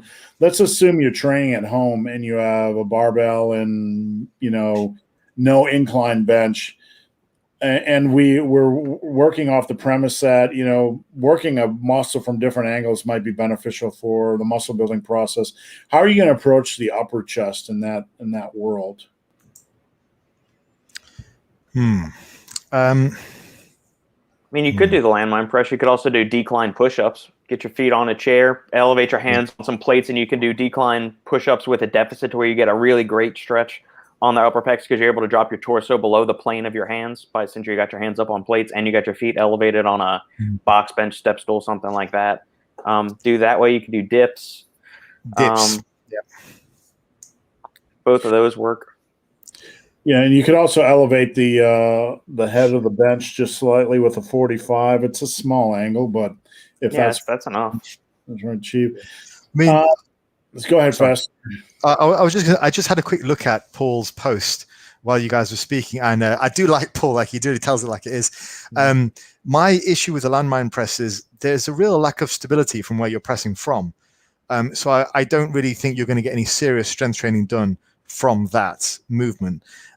I would always go with like a slightly raised bench, or like Robert said, a decline push-up. I'd much prefer that. Or dips are very underrated. I mean, that's what I did in my first couple of years of training to get my upper chest to grow. Was weighted dips, and people always say they're a sort of a lower chest, wide chest exercise, but they're tremendous for the pec minor. You can. When I was first starting lifting, I could actually see the growth over the few months. Your lower pec really gets hit, so I'd say weighted dips, if you can do them, fantastic exercise. Well, just as an end note, one thing I've done occasionally in my home gym with a landmine attachment, and I would do a floor single arm landmine press. The bar would be perpendicular to my body, and I would press. It's not the greatest exercise, but I don't like flies on the shoulder. They always bother my shoulders. So I would do those kind of as a finisher, as a replacement for an isolation exercise. That makes a lot of sense. Yeah. Not necessarily for the upper chest, but if you're looking for options to train the chest at home. My 500-pound life, is there a supplement powder that's not gritty and a smoothie? First off, gentleman's name is Frank. If you're using like casein or something, that's going to be grittier. Plant protein, generally gritty. I don't find whey protein to be gritty. So, Frank, I'd probably be curious to see what brand you're using. Robert, do you know of any whey proteins that are inherently gritty, or is it? No, it's typically even blended proteins where it's a mixture of the whey protein, egg white protein, and casein. I don't even find those gritty. They feel thick, but they're not gritty tasting. Gritty is usually the plant protein powders. Yeah. So Frank, If Frank can send us like what supplements he's using, I can look through that and give a better thing or a better recommendation. I'm not sure. Is he talking like other certain bulk ingredients? Because certain ingredients might have a gritty taste to it. Like if you're not mixing creatine monohydrate into enough water, it'll have a gritty texture to it. But I kind of need a little bit more information. Yeah, Frank, tell us what product you're using. We'll make recommendations for you. Yeah. All right, Greg Duvier. Alan Roberts is putting out I forgot what supplement he's putting out, Robert, something to fight cravings or, I don't know. I forget what it's for. Are you familiar with it, Robert? I didn't know Alan was putting out the label's released now. I knew he was working on something, but is the label released? He's got the sample, but he's tag teaming it with yohimbine HCl. So that might become a hot issue moving forward. Gotcha. I know a little bit about yohimbine, but I'm going to let you take the floor, Robert. I like the ingredient. Not everybody responds to it. So some people, I have a feeling it's the same people that are like super sensitive to caffeine. Yohimbine makes them feel kind of edgy, jittery, anxious. Part of that has to do with it. It's a CNS stimulant, and it's going to release this flood of all these different catecholamines, the dopamine, norepinephrine. There's some serotonin activity in there as well. But the way it works is, so you've got fat cells, and you've got alpha receptors and beta receptors. When these fat burning catecholamines are released from your brain and in your body, they can dock to either the alpha receptors or the beta receptors. They lock onto a beta receptor that kind of unlocks the fat cell, allows the fatty acids to get released in the bloodstream, and then they can be taken up by the mitochondria, oxidized, so you're essentially burning fat. If it docks to an alpha receptor, that kind of shuts it off and puts it more in an energy storage mode.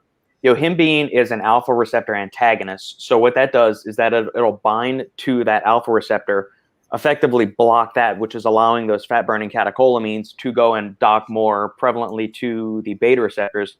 So you're going to have a little bit more efficient, unlocking of the fat cells to get more fatty acids into the bloodstream. And a lot of people use this to help kind of get those last few pounds off, because it's good for increasing blood flow to some of those regions of the body that don't get a lot of blood flow, where your stubborn fat areas are.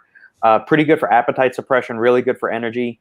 The key thing is you got to get the dose right. So a lot of products only put in 2.5 to 5 milligrams of actual yohimbine, and that's a good starting place. But if you're going to get like the clinical effects of it, you have to dose it upwards of like 0.1 milligram per kilogram, I think is what the clinical studies on it. So obviously start on low, and then you're going to need to ramp your way up on it. But if you're looking for like just straight energy kick, 5 milligrams feels great, or at least for me it does. Paired with a pre-workout or something like that, feels great. Make sure to actually get the fat burning benefits of it, though. You have to take it in a fasted state, or at least once your insulin levels resume back to baseline after a meal. So you either take it, first thing upon waking in the morning, or like 5 to 6 hours after you've had a meal, because otherwise insulin blunts the effects, the fat burning effects of yohimbine. You'll still get the central nervous system stimulation, but you won't get the actual increased lipolytic benefits of it. Faz, you use this with any of your clients? So I've had some experience with it. Everything Robert said is what I've read on it as well, in terms of the dosage, the mechanism of action.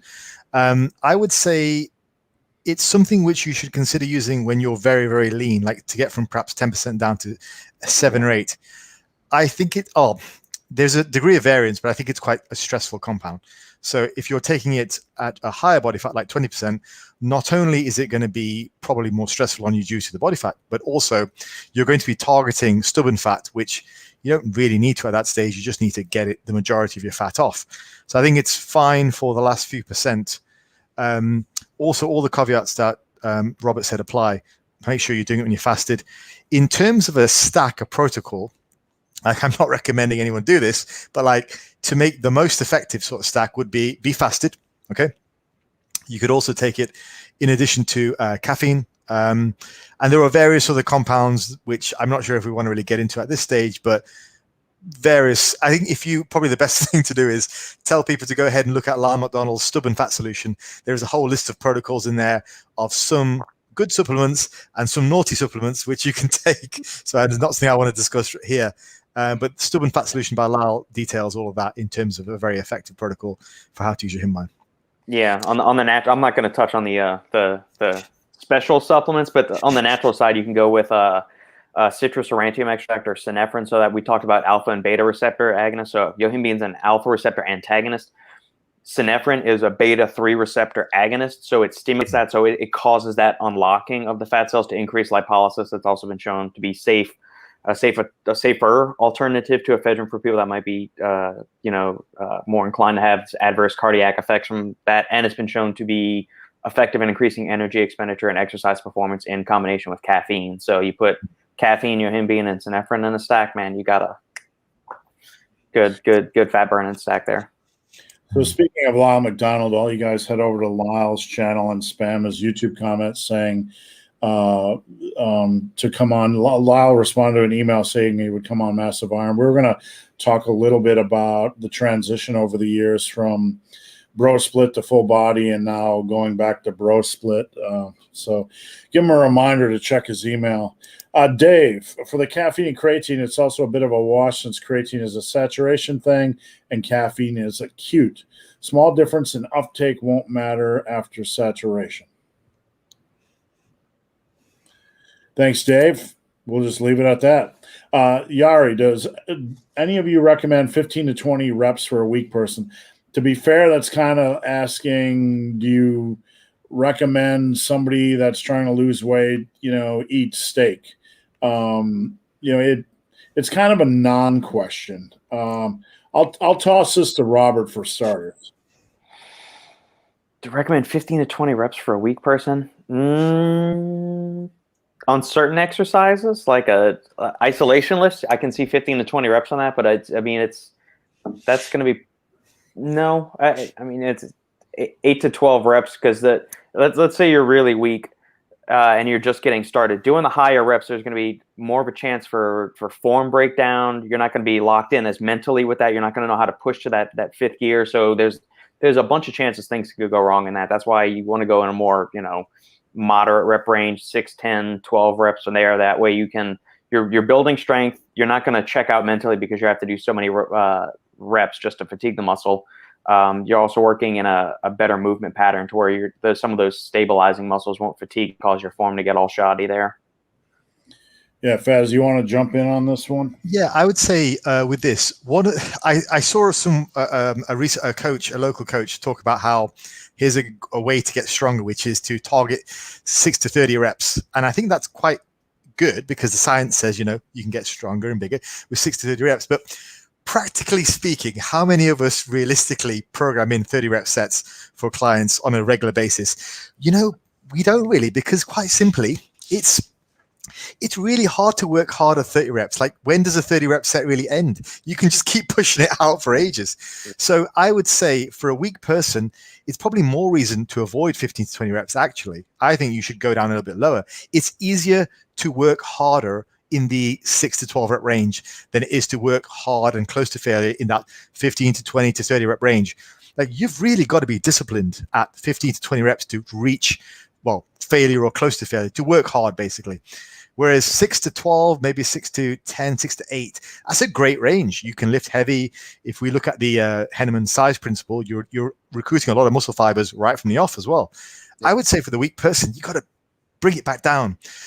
Who I would recommend 15 to 20 reps for is somebody like me, who's been lifting for 22 years, is all beaten up and everything, and I need to pull back. Yeah. Steve, I think you'd agree. You've been under the iron for a hell of a lot longer than I have as well. I mean, do you target the higher reps these days, like 12s and stuff like that, just because to keep a bit of stress off your body? Yeah, I never do. Like on bench, people have asked me a lot since the last 3 or 4 years. What do I do for bench? I do 225 by 5 by 10. I never go above 225. That's the only strength I'll ever need, moving forward, unless something changes. A lot of times, Faz, over the years, one of my most successful bench press programs, involve 5, 5, 10, 10, 20. So there are some cases where you can work in higher reps, especially on the bench press where people tend to do really low reps. Yeah.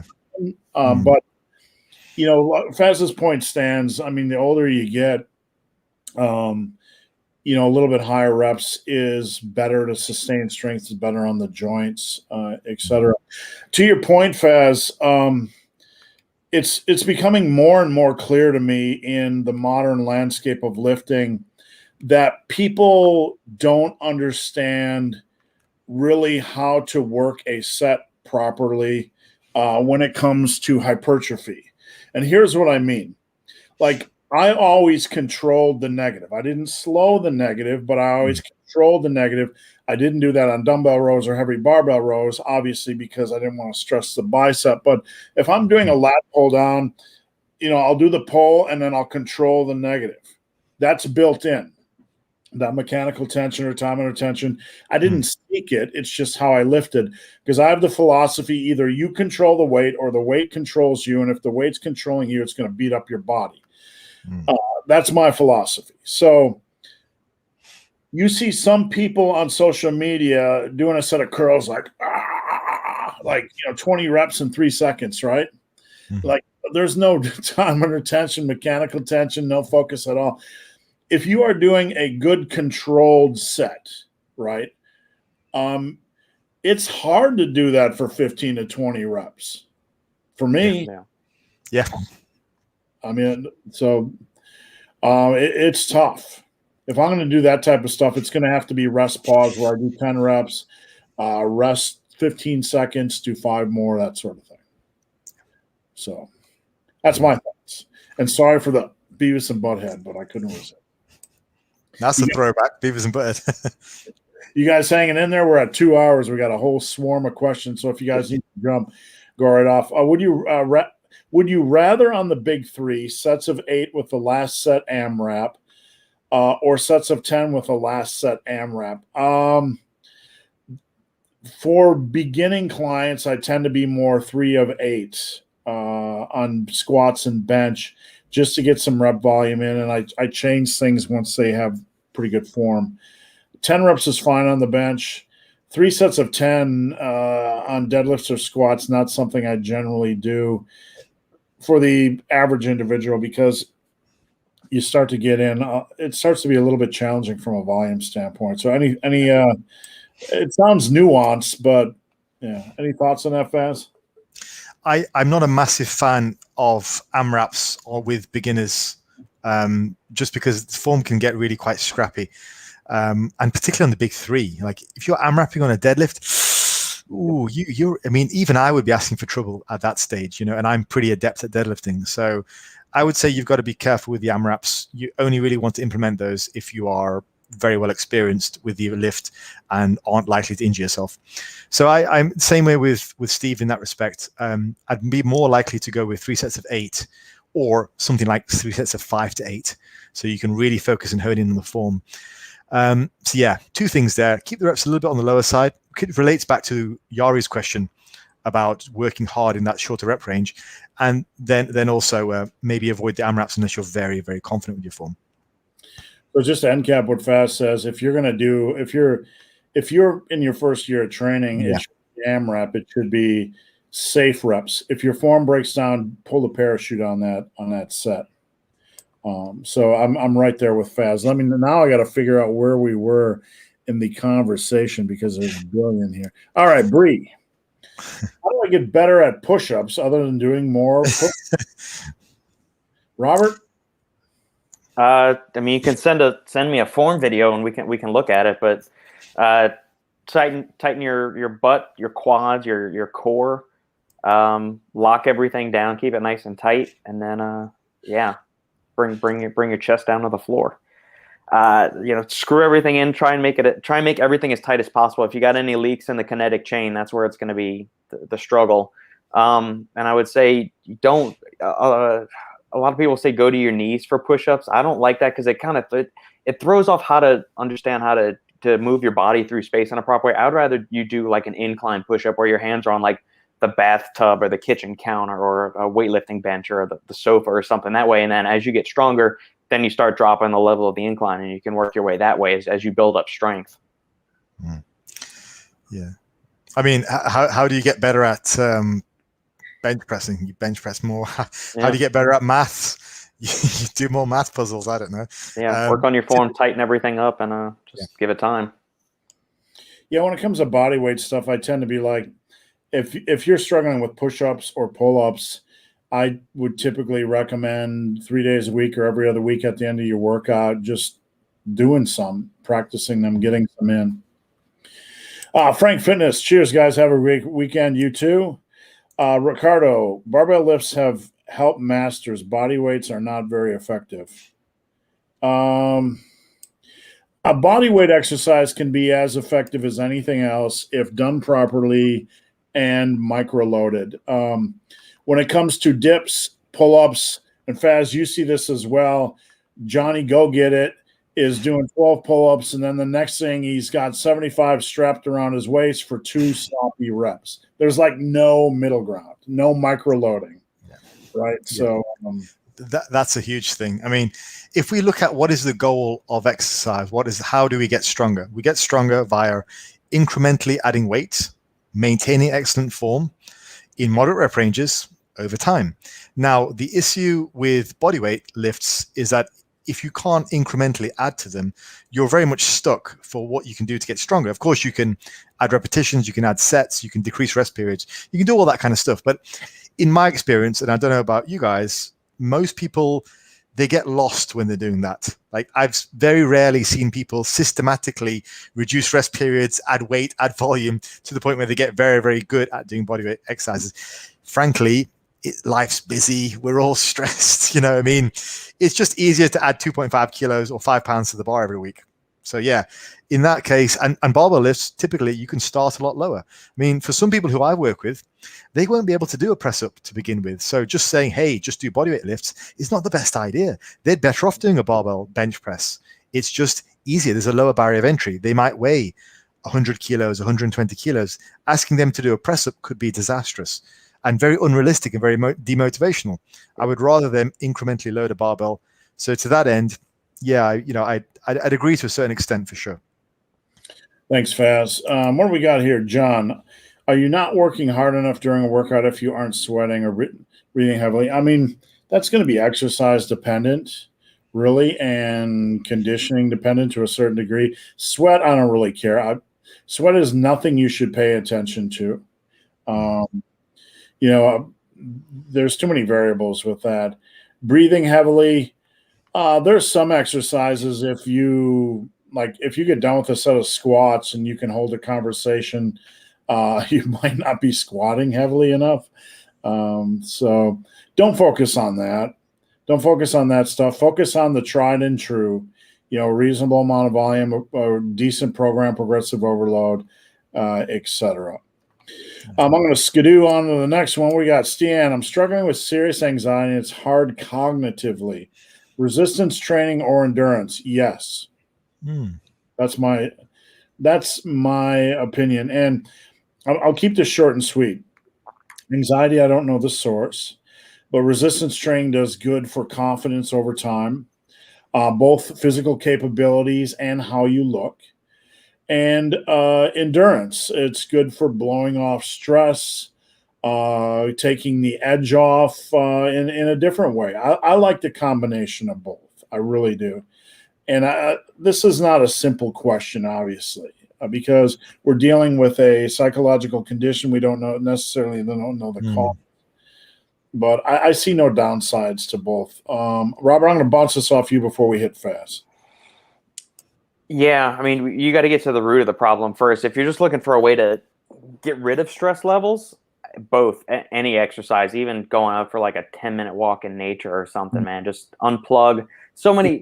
And just kind of on a tangent. Like, so we say, get outside and walk, leave your damn phone at home or put it on airplane mode or like if you want to listen to music or a podcast. But there are so many people, especially like I'll see walking around in the neighborhood and I'm listening to a podcast usually when I'm walking.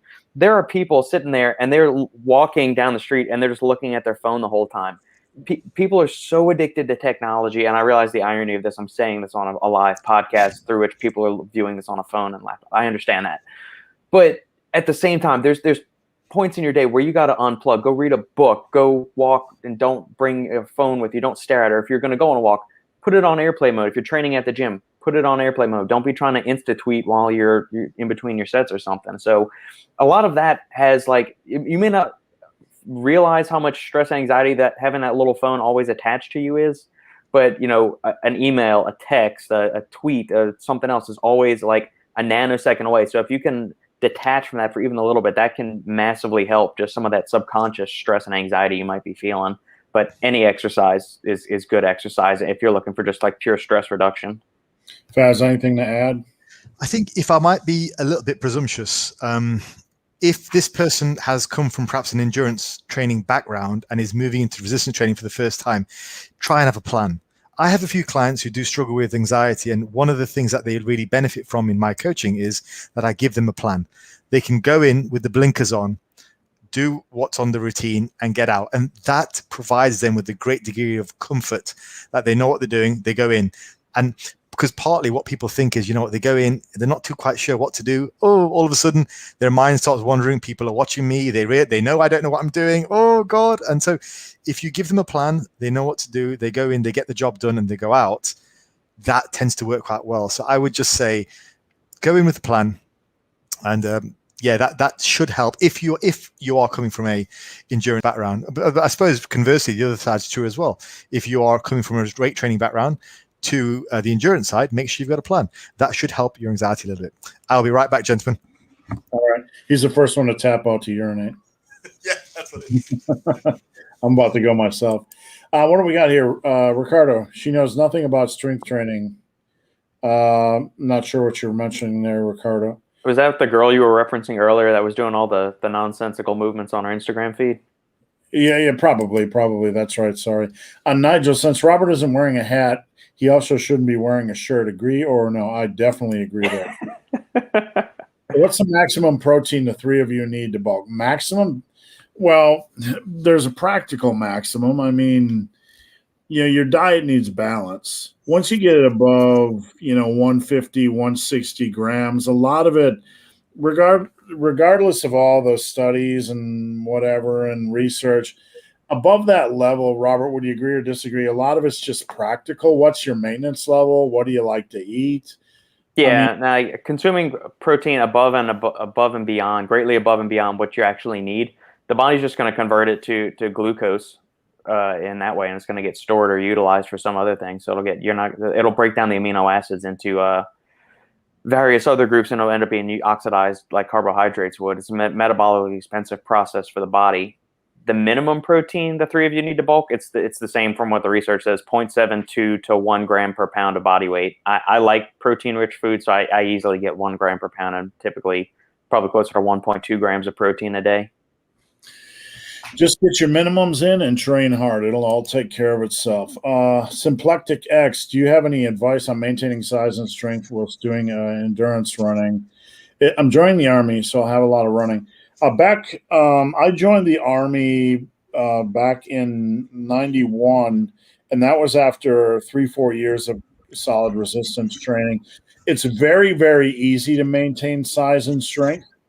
When I got into endurance running, everyone's like, oh, you're going to lose all your muscle. Like, I haven't. I'm still the same size. I'm still as strong as I ever was.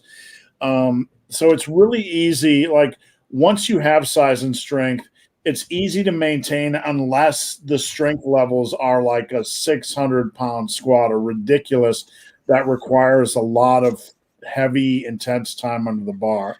So don't overthink it. If you're going to get into endurance training, just pull back a little bit on resistance. It's really easy to keep things in motion. Now I'm going to go take a leak if you guys want to jump in on that one. Cool.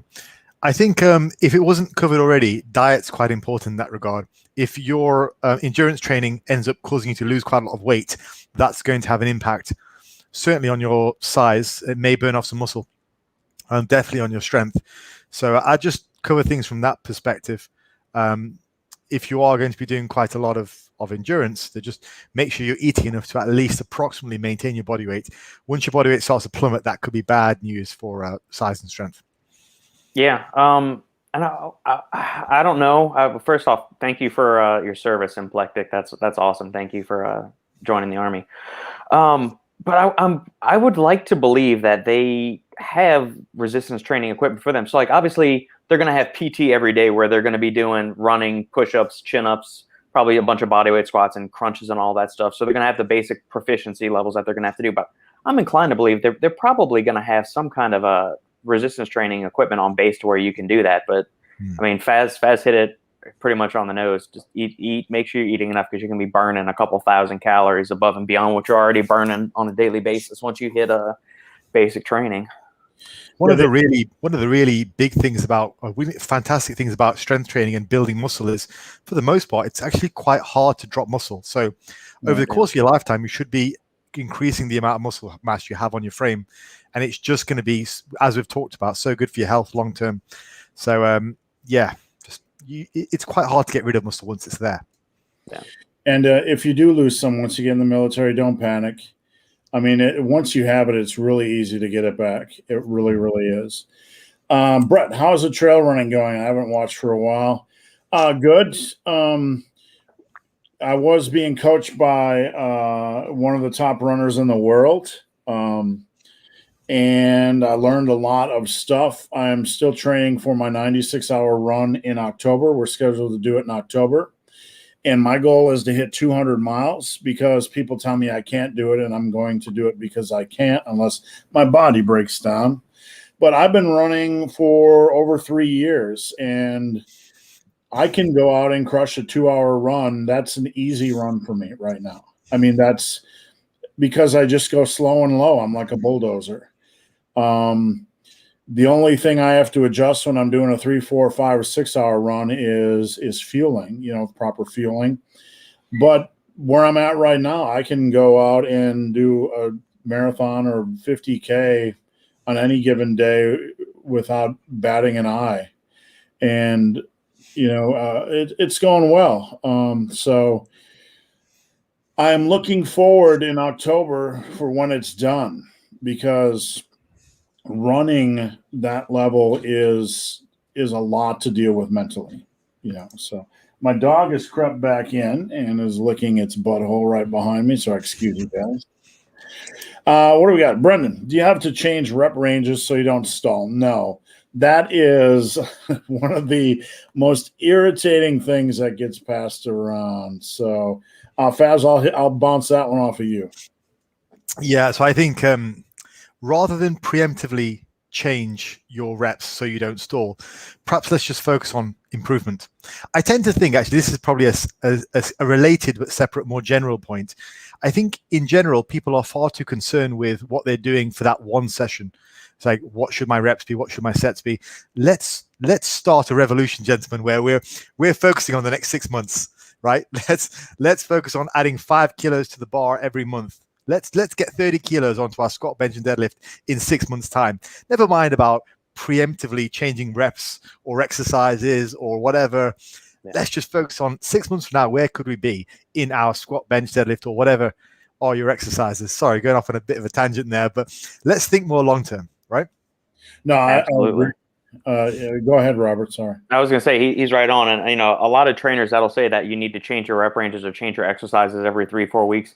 They're doing that to give the illusion of progress, that you're actually making changes. But when the going gets tough, that's when you really gotta take your balls out of your purse and put your nose to the ground and get the work done there. Just switching exercises, it's getting to mimic the illusion. That's what P90X did such a great job of. It's like, hey, every 3 weeks we're going to give you 6 new push-up variations and all that, but you're not really progressing. You're just changing it's more neurological adaptations than it is muscle and strength gains. So that point that you just hello everyone. All right.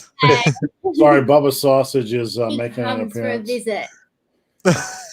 Is it Bed Weirdos time? He's all right to do that now. We can do that. Yeah. All right, Bubba. Say it. All right. Sorry, Faz, you're going to say? I was just saying, I really like that point that Robert just made about switching exercises. I did a video on that recently as well. But it seems to be something that's really popular in the UK with a lot of high intensity coaches, the sort of the Dorian Yates style, but the modern incantation, which is Jordan Peters.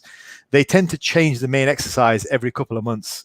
And the problem is, it's quite a dangerous game to play, to go 8 months or 6 months without having that one exercise as your main lift again. And it's a dangerous amount of time to go without knowing 100% whether you're progressing or not. Because let's say you had a couple of months of decent progress where you're, again, the neurological gains, all that kind of stuff, and you've got up to a weight. Now, let's say you cycle through 2, 3, 4 different exercises as your main lift in a body part over the next 6 months. And then you go back to the first one and you've realized, oh, I didn't progress. That is a dangerous game to play. I don't want to be wasting 6 months of my time if I'm in my prime. So I don't like the idea of constantly switching exercises. I mean, the thing that I always talk about is markers of progression. Have yourself something like 3 lifts, one which is a push and a pull and a legs, which are your constants in the routine over the course of like 3 to 5 years, and really have your sights set on, these are the lifts that I want to improve on. The rest of the exercises can change, but those are the lifts which let you know whether you're progressing. So for the push, it could be a weighted dip. It could be an incline press. For the pull, it could be a bent over row. It could be a deadlift. And for the legs, it could be a squat or a leg press. Have that as movements you're suited to and keep them in for the next 3 to 5 years, and always do them. And for the rest of the stuff, feel free to mix it around, but at least then you'll know whether those structures are getting stronger or not, or what's going on. I just think this switching around of exercises, you plays a very dangerous game, because you go a long time without really knowing whether you're making progress. And in 6 months' time, when you get back to doing the first lift in your rotation and you haven't progressed, well, that's not a very nice feeling, is it? So just to end cap this, did you have something to say, Robert? I'm sorry. No, I was just agreeing with everything Faz said. So, like, there's a game you play called constantly in adaptation stage, where if you try a new program, you try a new exercise, you got 2, 3, 4 weeks just to adapt to the demands of that specific exercise before you can become efficient at progressing or performance. So if you constantly change, you're constantly in adaptation stage, and you're never getting to the stage where you can actually run and perform well. So just to keep that in mind. Yeah. Let's see. What do we got here? Robert is creating a pre-workout. Take my money. You can send all the money you have to PayPal, benthebarman@gmail.com. Beef Lewis, how do I get my strength back after losing 40 pounds? Patience, my friend. When I lost 100 pounds, my squat went from close to 700 to like 450. My deadlift went from close to 775 to, I don't know, 540. My bench dropped down from close to 430 to 315. It took me time to get that strength back. One benefit you have is that those muscle cells have been strengthened a little bit, and that they're fortified for life. So you do have an advantage over someone that, you know, the similar lifter that's at your weight but hasn't been at that strength level. So just be patient. Anything to add, guys? And I would say there's also probably a mental benefit there, in that the weights which you're reaching towards don't scare you anymore. Like, I remember going from, say, a 3-plate squat to a 5-plate squat. Every increment was scarier. But if I was to try to do that again, and let's say we reversed time by 10 years, made me younger, then it just doesn't pose that same level of fear. So I guess you've got that as well. You've got that advantage too. And also, congratulations on losing 40 pounds. That's a fantastic achievement. Yeah, I mean, you're healthier, Mr. Beef, if I may call you Mr. Beef. You're healthier. So just don't put so much pressure on yourself. Congratulate yourself for the progress, and just go dig in and attack it 1 rep at a time.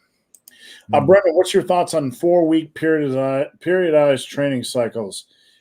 You know, that's like, you know, saying, what are my thoughts on romantic comedy movies? You know, and I'm not putting you down, Brendan, but it's kind of a generic, you know, they can be good, they can be bad, they can have a purpose. It depends on the individual. Should a beginner be doing periodization? Oh, no. I mean, a beginner needs to do the basics.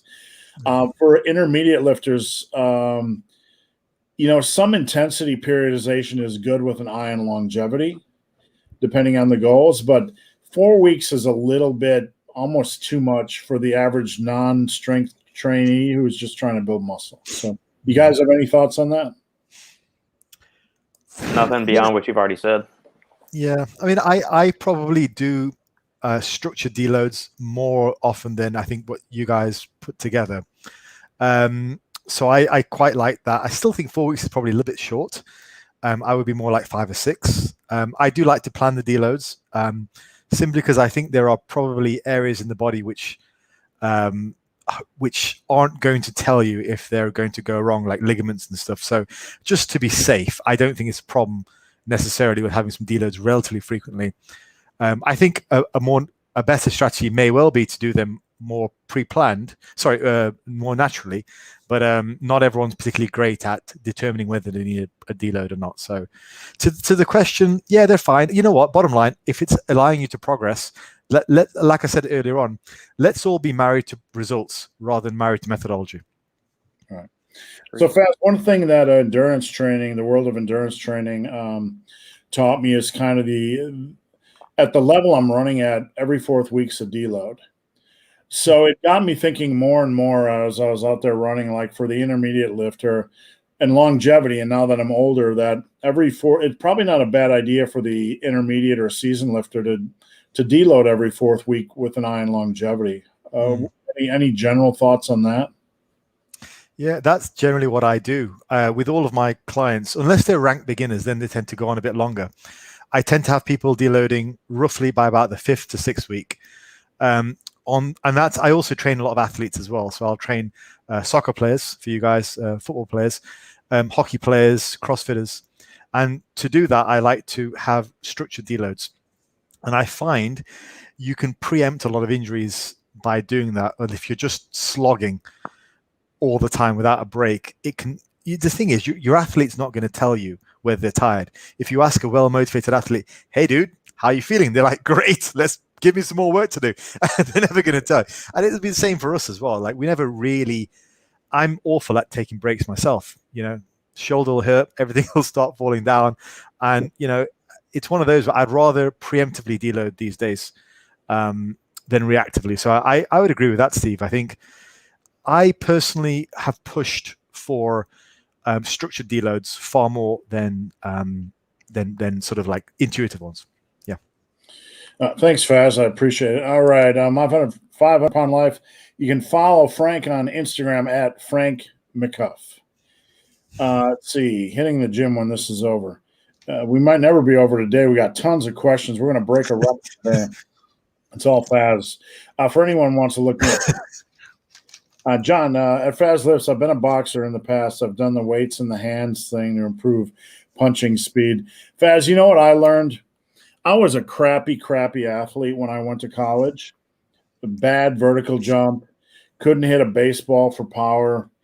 And after 18 months of barbell and body weight and dumbbell training, my vert went up 8 inches. My sprint speed was lightning fast. I could crush a baseball. Just building a strength base for the general athlete can improve their sport generally for most sports. Yeah. So a lot more than air punching with a dumbbell in your hand. Yeah. Tom, rest days. Currently resting 2 to 3 days a week. I currently listening to my body, but should I rest more? I'm 58 years old. It depends on the intensity and the volume and what the nuts and bolts of the workout looks like, really. Tom, I'd like to tell you that you're an old son of a gun and you shouldn't train 5 days a week. But on the other hand, movement is life. And if you feel good and you find a groove and you're running in that groove, stay in that groove till you have a reason to get out. Anything to add, guys? I would say if you're progressing, Tom, carry on with what you're doing. That's the bottom line. Yep. Thanks, Faz. John, thanks for the advice. Thank you, John, for tuning in. Punching with weights in the hand is counterproductive. Screws up the snap of the punch. Agreed. See, how about with I beer? agree with that. Robert, would it be the same with beer in your hands? Beer is heavy. You can put less in a glass of bourbon and accomplish the same effect, so you can punch faster with bourbon in your hand. I will say with that point, like if we're we're looking at from like the using plyometrics or like the weighted stuff to increase like jump velocity and things like that. Typically, these guys are using no more than like, because you'll see people doing like weighted jump squats or things to like improve their vertical. They're not doing like super heavy weights. It's like 10% of their body weight is the max that they're doing. So if you're trying to increase punching power or something, I mean, we're talking like you're going to hold something that's like 0.25 pounds, like a little egg or something in your hand like that. But more often than not, for about getting stronger, not punching with weights in your hands. Well, I'm no expert on boxing, so I'll leave that to the boxers. All right, Julian, for the potatoes, are you comparing like to like? How much surface area? Yeah, exactly. The whole potato discussion. I don't know. It's way too much physics, potato physics for me on a Friday. That's all I'll say. Therefore, less exposed surface. That's what my chef instinct tells me. Julian, so I'll default to his expertise there. There you go. Is the Prowler the best? No, the word best is my triggered. No, there's no best since it has no eccentric. The eccentric phase is like a little add-on to that, but the best conditioning exercise, what's the end goal? We have to start with that. So, Robert, I'm going to let you tackle that one out of the gate. I mean, I like the Prowler, and he's right. I mean, like if you're looking for a way to, I guess, get in some conditioning and some lower body work that doesn't have a really damaging eccentric phase, then yeah, I mean, the Prowler is great for that, because the eccentric phase of the lift is going to be the more damaging to it. The Prowler can also be easier on the joints than some other cardio modalities or conditioning modalities could be. I mean, I like it. Does everybody have access to a Prowler? And there is no best. I mean, could it be the best in terms for one individual? But if they hate doing it, then it's not going to be the best, because their effort and their commitment to doing it and consistency with it's going to be substandard. So therefore, it won't be the best. So you've got to look at what the individual's preferences are, what their own biomechanics are, what their injury history is, what do they like to do.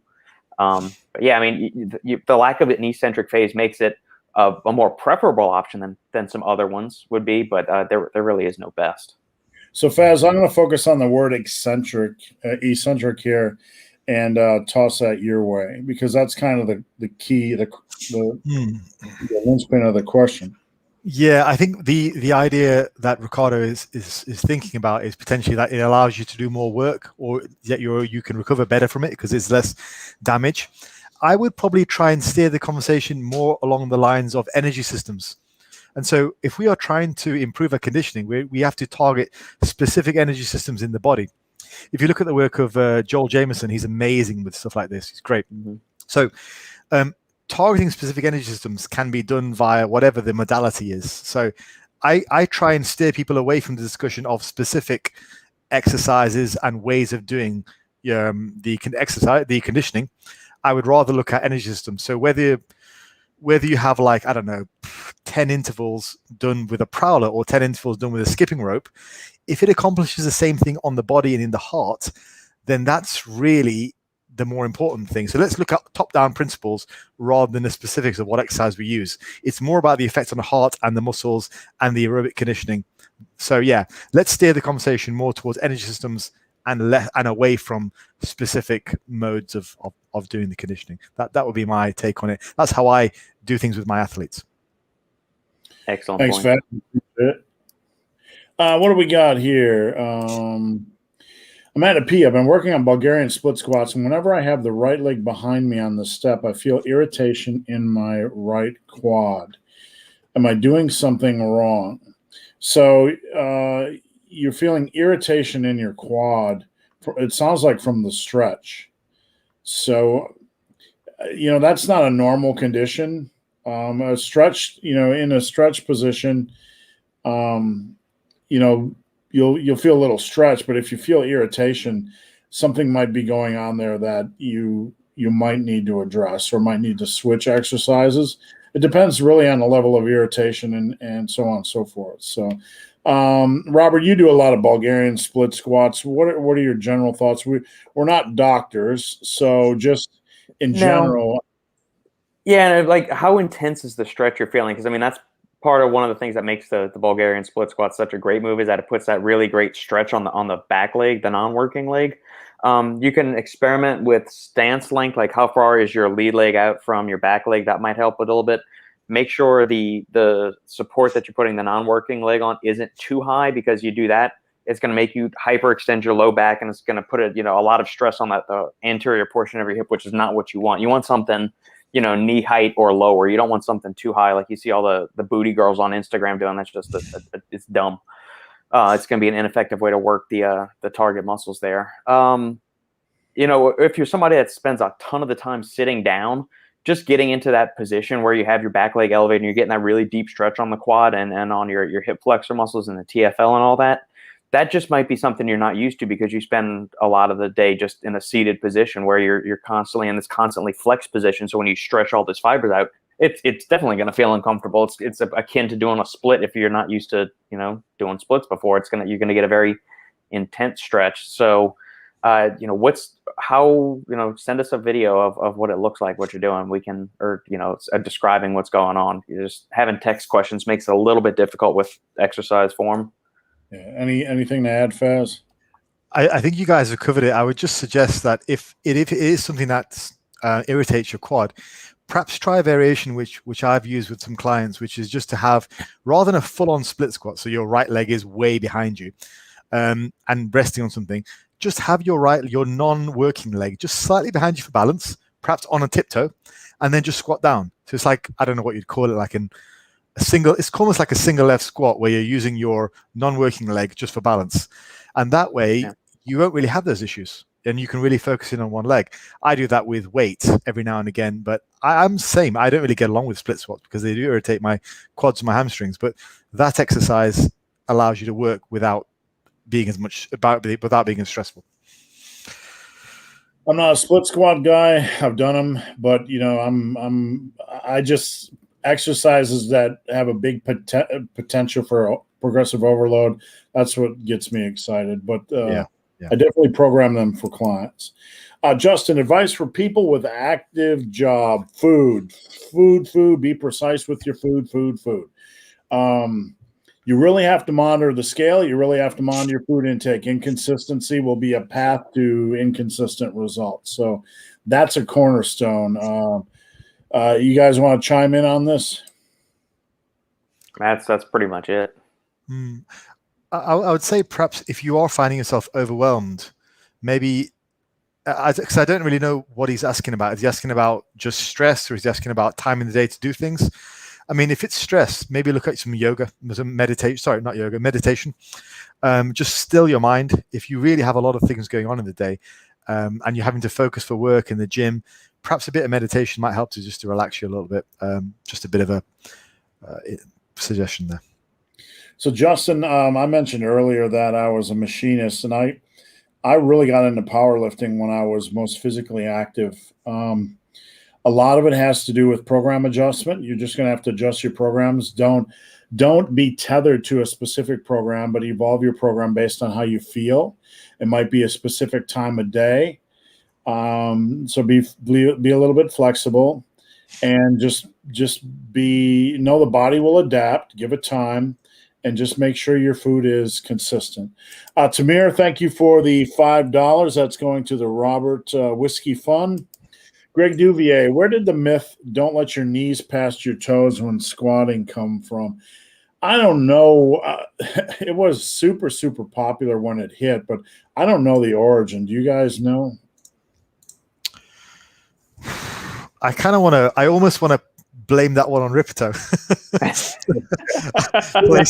On Ripito, for the record. Let's blame it on Ripito. I think possibly from around that era was where it came from, because prior to then I don't recall it being a massive talking point. He was the one who did the sit back kind of squats. That I'm going to put it, but I don't know. I know a lot of the things that when clients come to me, I'm just going to be honest, and this is not a dig on Ripito, but 90% of the really odd form issues are from the Ripito world. Like, you can't do this. The shin's got to be perfectly horizontal on deadlifts. Like, let's just fix the basic mechanics first, and let the body biomechanics take care of themselves. All right, what do we got here? Terrence, morning, fellows. Hey, Robert, redwood supplement, yes or no? Yeah, I had to look this up. It's from a company, UMZU.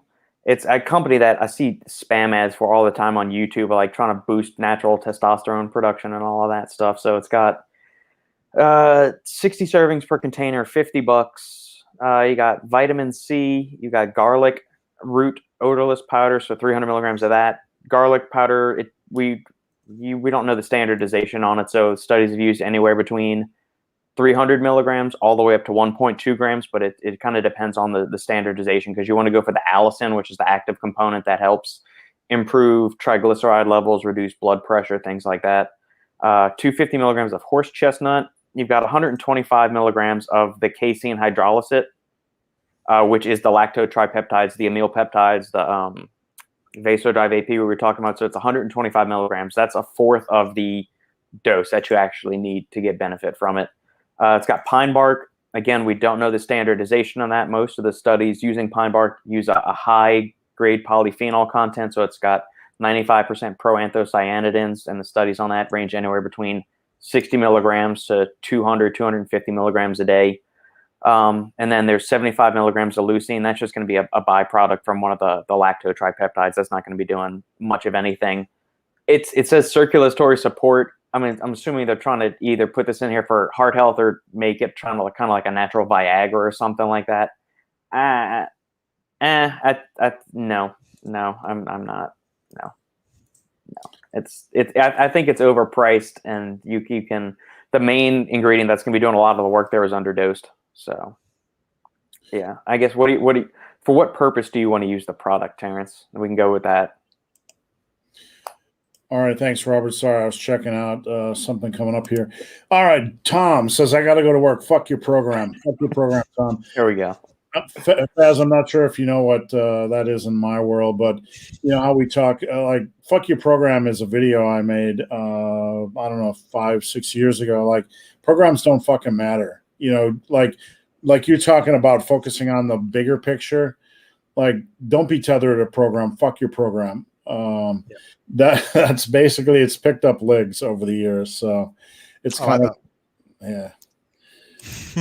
All right, Wade, I'm closing in on 75 and Shri. Hey, way to go. I'm not sure what Shri is, but it sounds great. Sorry, Wade. Oh, wait, here we go. And on the plan, nothing to fear about growing older. Faz is spot on about thinking more about your own mortality. Well, Wade, I appreciate you spending time with us on this Friday. Thank you. Tra, I just tried to join Steve's coaching site. I filled in all the questions. It said something went wrong. You might have missed a question, but don't worry about it. Sign up. I schedule a call with every client. We'll go over everything, so no worries. Just go ahead and sign up, and we'll get it taken care of. And I appreciate the opportunity to help. We got that one already. Why are belt squats an underrated movement? Well, I'm just going to – I don't know why they're necessarily underrated, but I'm just going to say some machines where you have to get hooked up in the low position on a belt squat make me not want to do them, because I can't limbo that low. But if you guys belt squatted, do you like them, dislike them? Love them. Humbling exercise. I think for me – humbling. Oops, sorry. Oh, no, I was going to say it's humbling. It's just underrated. A lot of gyms probably just don't have the machine. That's what I was going to say. I mean, I love the belt squat, but they're a very niche piece of equipment. I found in my hometown, only the last 2 or 3 years have I actually seen one. Prior to that, I spent a long time without even coming across belt squats. I personally love them. It's just a matter of access for me. Yeah, I like the belt squat, and there's a gym we have locally where they have this thing called a swing squat. And it's like this free moving squat, and it's probably one of the best quad exercises I've ever run into, and I've never seen the machinery anywhere else on planet Earth. Is that like the true squat that Robert used to talk about all the time? The true squat. Or a pendulum squat or something? Is it kind of like that? The swing squat is like the pendulum squat? Yeah, let me see if I can find I might not even be pronouncing it right, but it's such a weird niche. Oh, here it is right here. It says it's a demonstration, so I might be able to pull up a a YouTube video. Here we go. Ready, guys? Hopefully they don't do anything vulgar. Oh, there we go. So let me just dump that down and let me pull the volume down a little bit. So they do call it a swing squat in this video. Let's get past this nonsense here. Strength and Power. I've had some requests from some of our Facebook friends. Okay, we don't need to know that. We just want to see the action.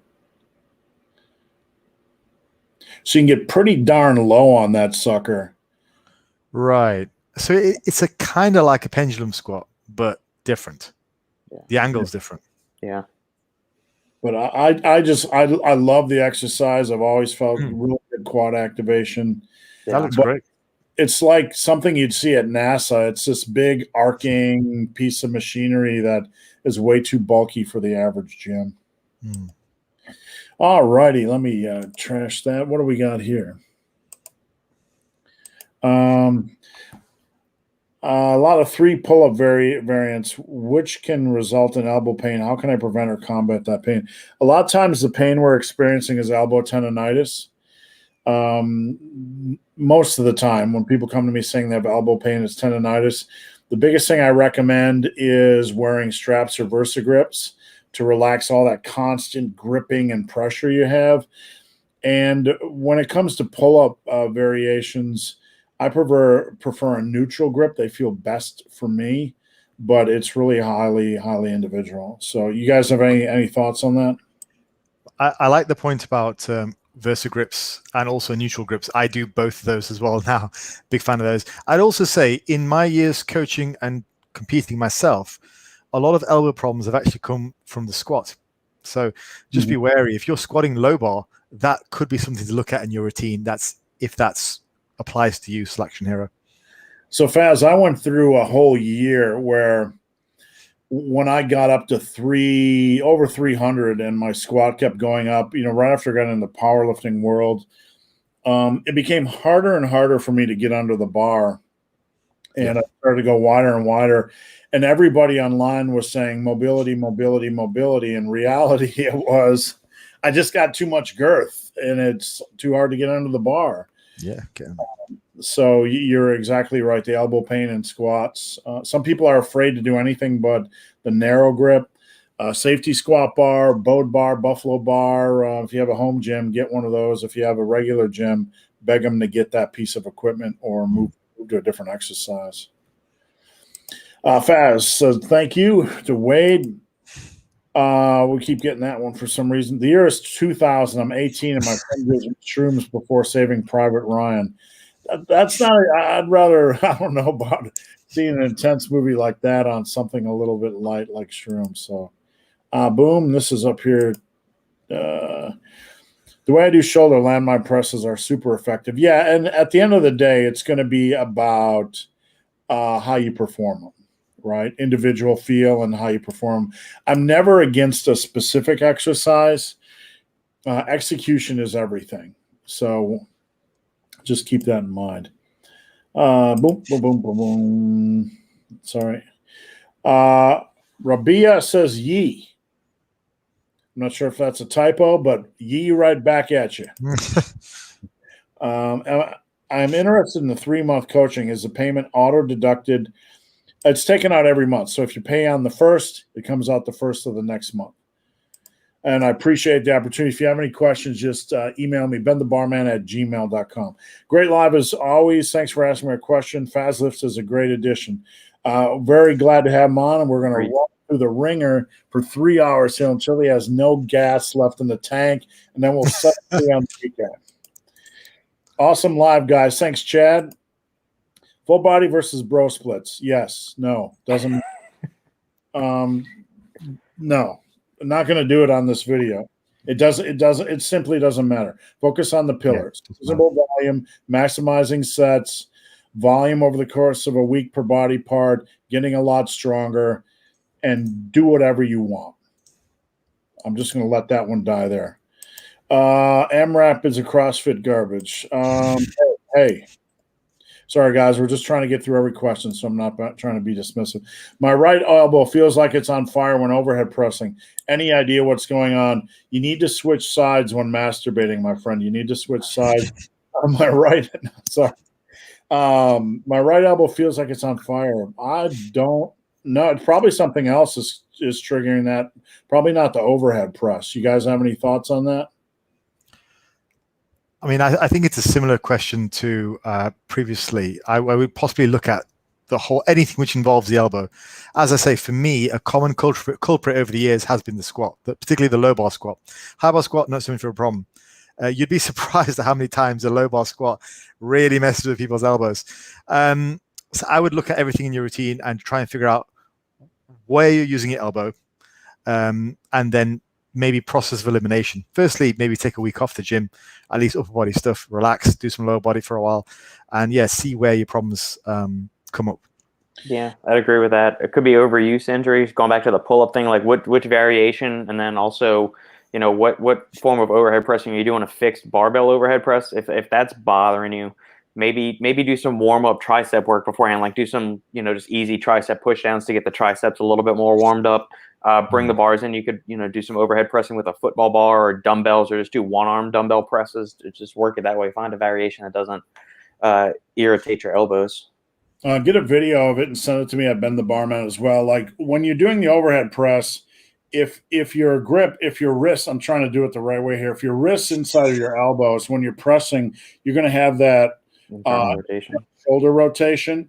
If it's too wide, you're going to have this awkward external shoulder rotation. That can put a lot of pressure on the shoulders, but it could also be contributing to your elbows as well. So we can fix everything we know how to fix.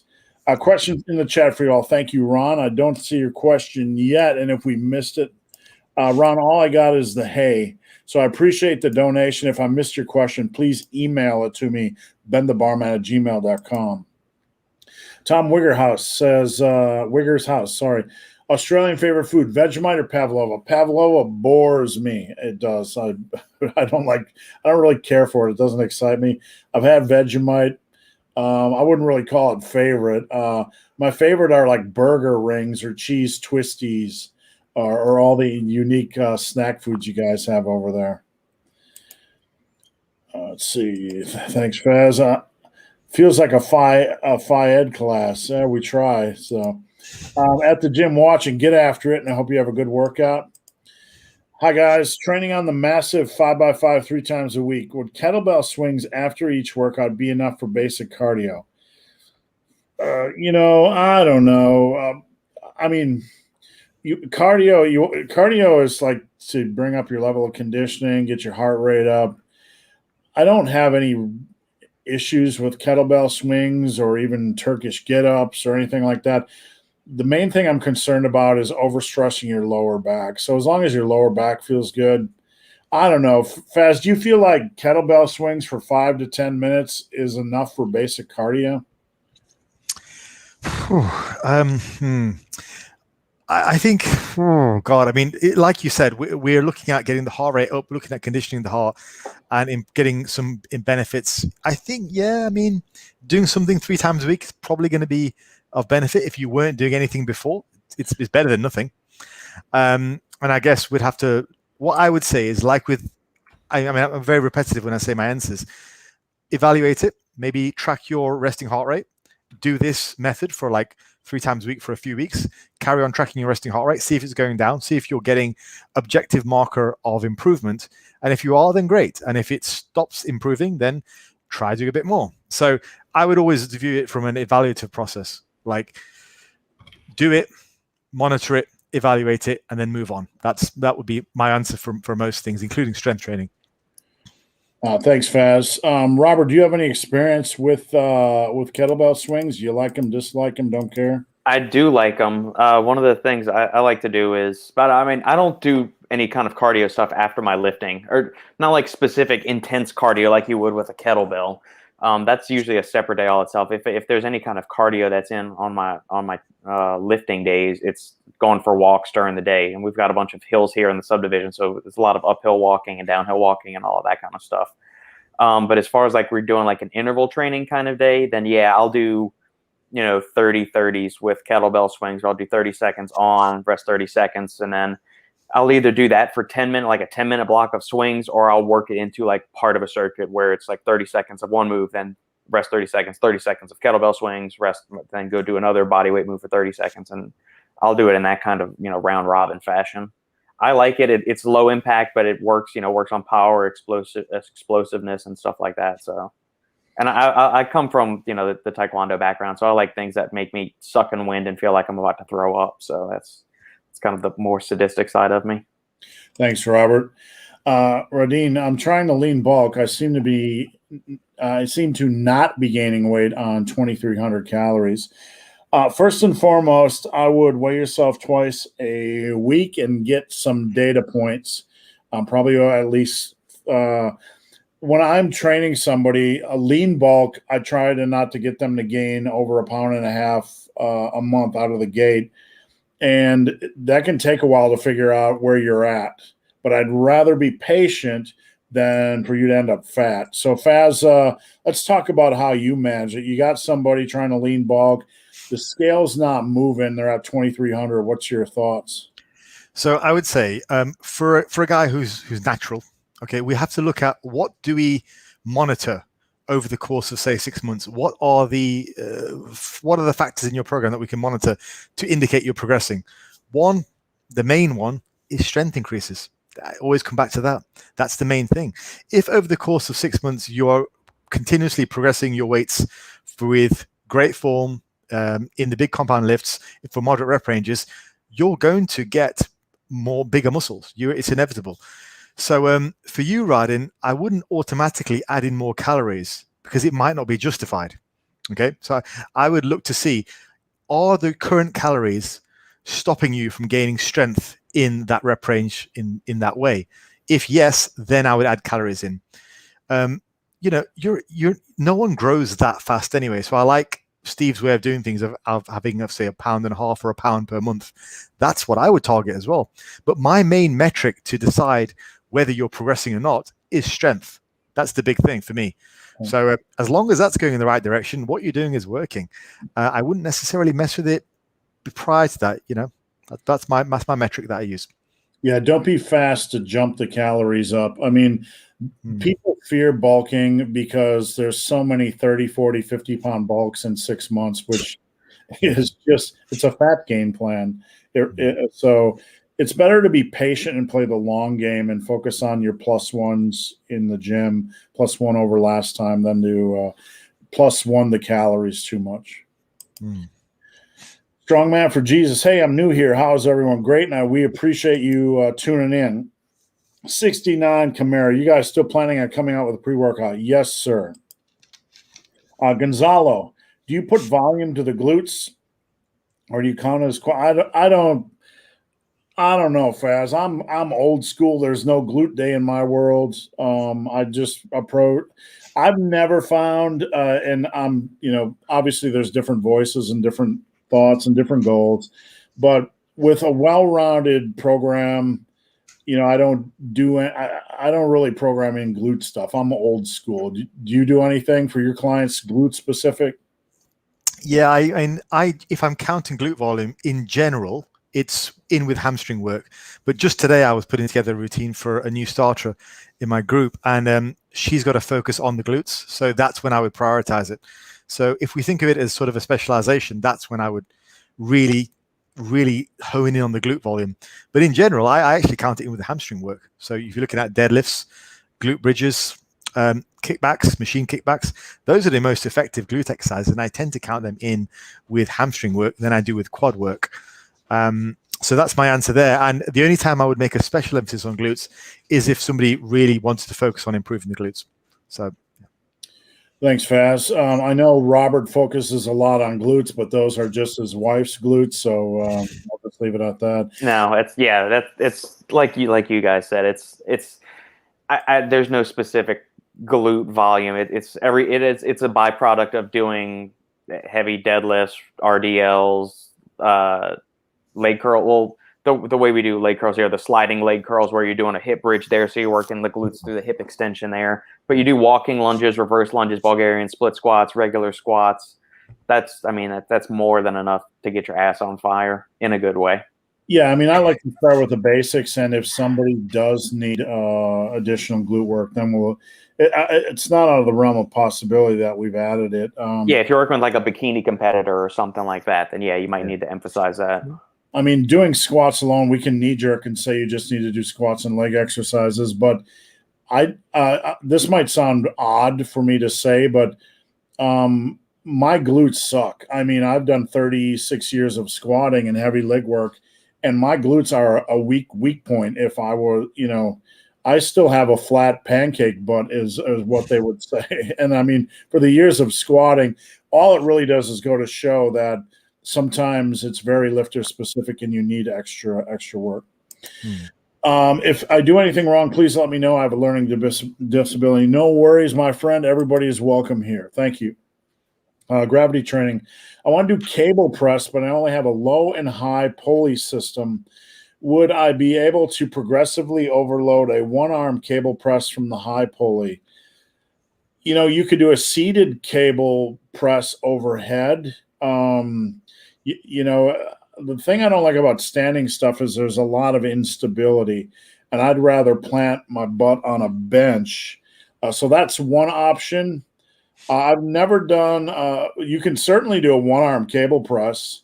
I would just get that body nice and rigid. You guys have any thoughts on that?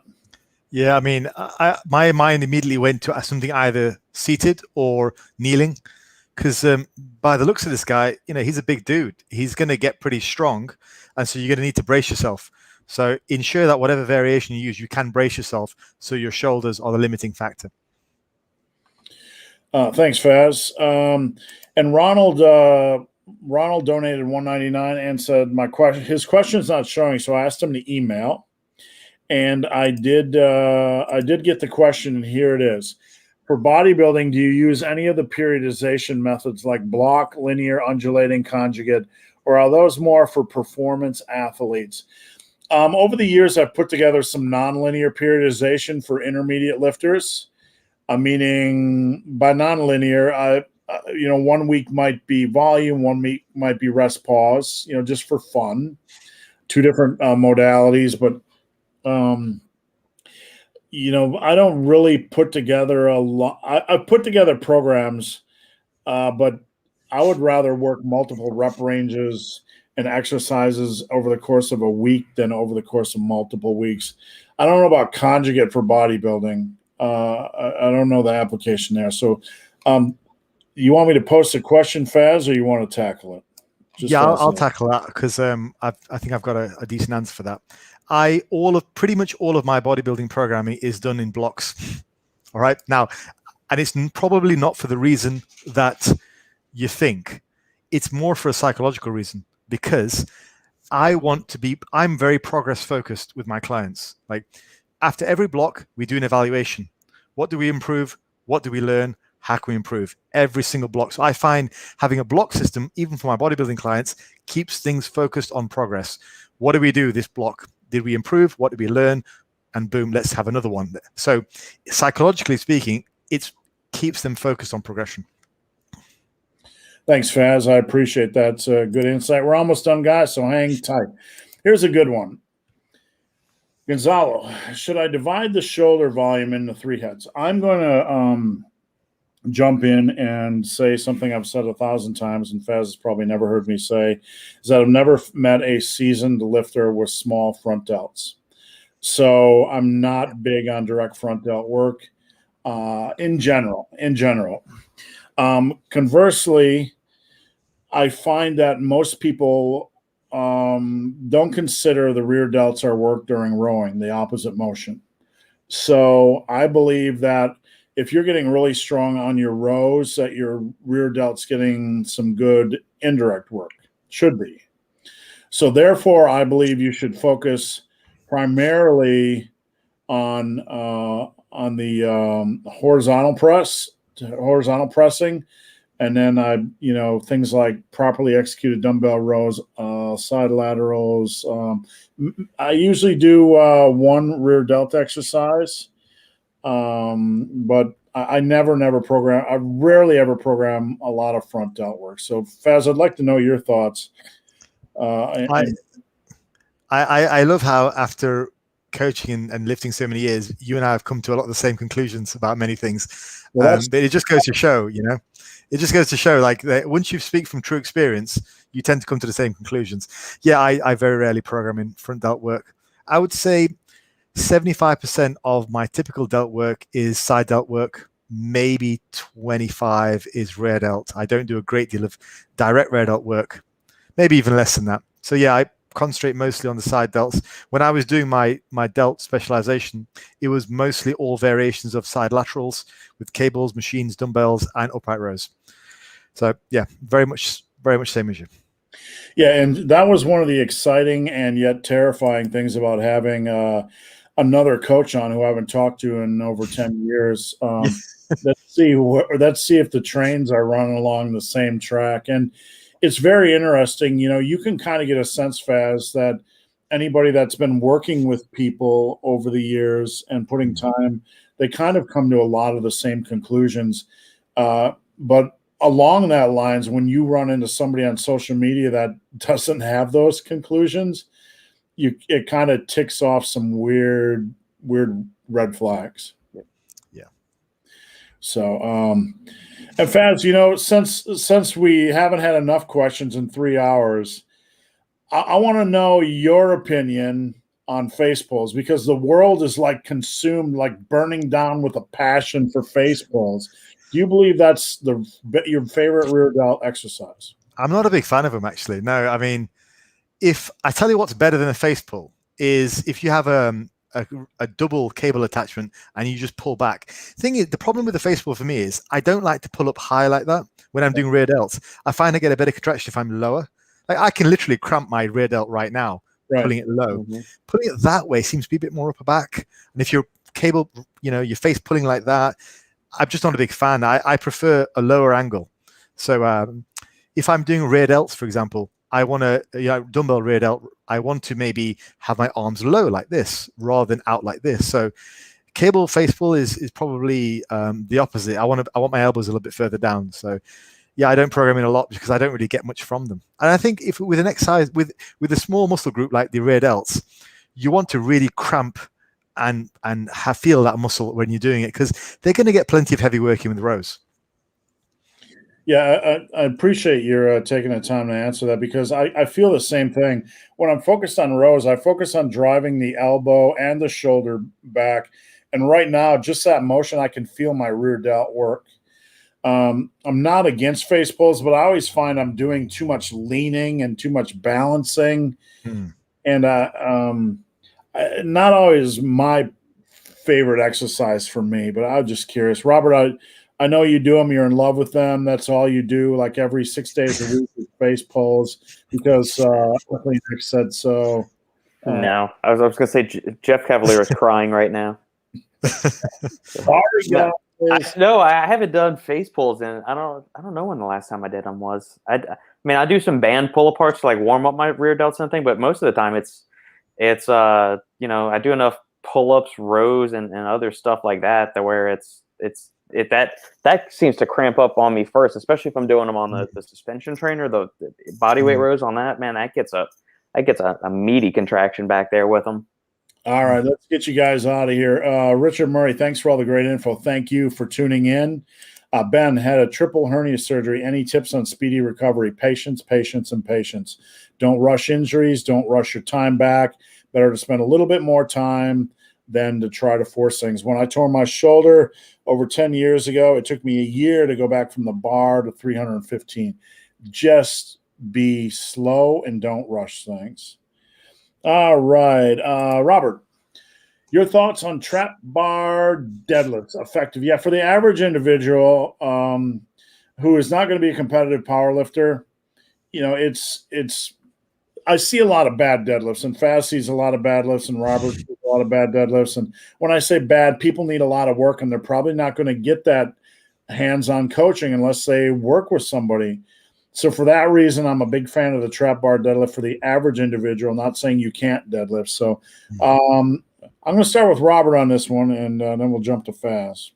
Yeah, I mean, we've touched on this a number of times. I love the trap bar deadlift, especially for like the gen pop. If, like Steve said, if you're not a competitive power lifter, I don't even see much of the need to go with that. I would start them on the trap bar deadlift. It's easier form to teach. There's less risk of low back injury. Teaches like you've got the weight centered on the sides of your body instead of the front, so it's easier to teach the form. Good overload. You know, you get a little bit more quad involvement depending on how your setup is than a traditional deadlift. Is that a bad thing? No. I mean, it's a great exercise, good for teaching. The hip hinge works the posterior chain, everything from the base of your neck to your ankles, basically. It's awesome. I love the movement. I love it. So Faz, what are your thoughts for the average individual on the trap bar? I think just in addition to what you gents have said, if I could just bring it back to the whole progression thing. Listen, Robert, if you can add 100 kilos to your trap bar deadlift over the course of the next year or two, you're going to get big and strong. If you can add 100 kilos to your regular deadlift safely and progressively over the next year or so, you're going to get hella strong. So focus on that. Find movements. The guys have covered this really well. Find movements that are suited to you that you can do safely, and then load. That's the magic. It's not the movement. Thanks, Faz. And we're going to stay on Faz here. And I've answered this many times, so we'll pound him like a nail and say tips for bodybuilders, late starters.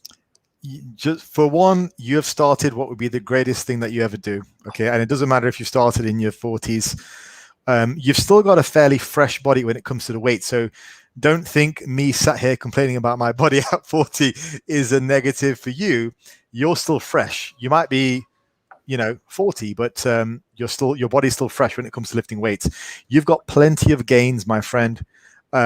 Stick to the time-proven things that work. Follow coaches like myself, Steve, follow Robert when it comes to supplement advice and all that kind of stuff. And just do all the time-proven things. Don't try and reinvent the wheel. You have plenty of gains to come, my friend. Plenty.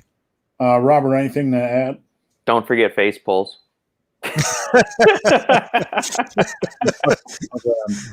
Yeah, maybe start with a little less volume, and don't fall into like we talked about earlier. Don't fall into the barbell obsession. Maybe just take some time the first 6 months, dumbbells, machines, and get to know barbell exercises while you're building some base strength on some of these other exercises. Don't feel like if you don't deadlift, barbell bench, or squat that you're not. You can't build muscle. All righty. Gonzalo, for an advanced trainee, do you think it can progress with 12 sets? Well, let's throw out the word advanced, simply because, no offense, Gonzalo, but if somebody thinks they're advanced, most people that think they're advanced still probably are in that early intermediate range. They might have lifted for a while, but they're not truly an advanced lifter. So I'm going to toss that out of the equation. 12 sets per body part. We talk about this a lot. Schoenfeld talks about 10 hard sets per week per major body part. I'm kind of at 12-ish. So yeah, that's fine. That's fine. Faz, hard sets per week per back, chest, shoulders, quads. I'll say, I was just going to throw something out there. So I mentioned earlier in the podcast that I interviewed about 4 or 5 at the time who were amateur wanting to be pro bodybuilders, who were all in that 280 to 300 pound region. Now, do you want to know how much volume they were doing per body part per week? These guys are big dudes who are genuinely advanced and hungry to get bigger. And they were all doing roughly 8 sets per body part per week on a bro split. Now, so do I think you can progress with 12 sets? Yes. Let's look at what people are actually doing in reality. The guys who are actually advanced. You might be surprised. It's not always more volume. A lot of times it's actually less. So that would be my answer there. Bottom line is, you're an individual. Whatever you need to do to cause results to gain mass is what you need to do. Try some time at 12 sets, evaluate your progress, adjust accordingly, and prosper. That's the way I always say things. My general advice is 9 to 12. That's pretty much been the range where I've been at. So somewhere around there, and it's okay to start low. Is there a progression method that uses all facets of tonnage? I'm not really sure what you mean here. A solid, any type of progression approach, pretty much any type of progression approach is going to be worthwhile if it can be sustainable. When I say sustainable, linear progression is not really sustainable. It's a very short term, and I don't like it because it's not intuitive. It kind of teaches a younger lifter to get that 5 pounds at the expense of form.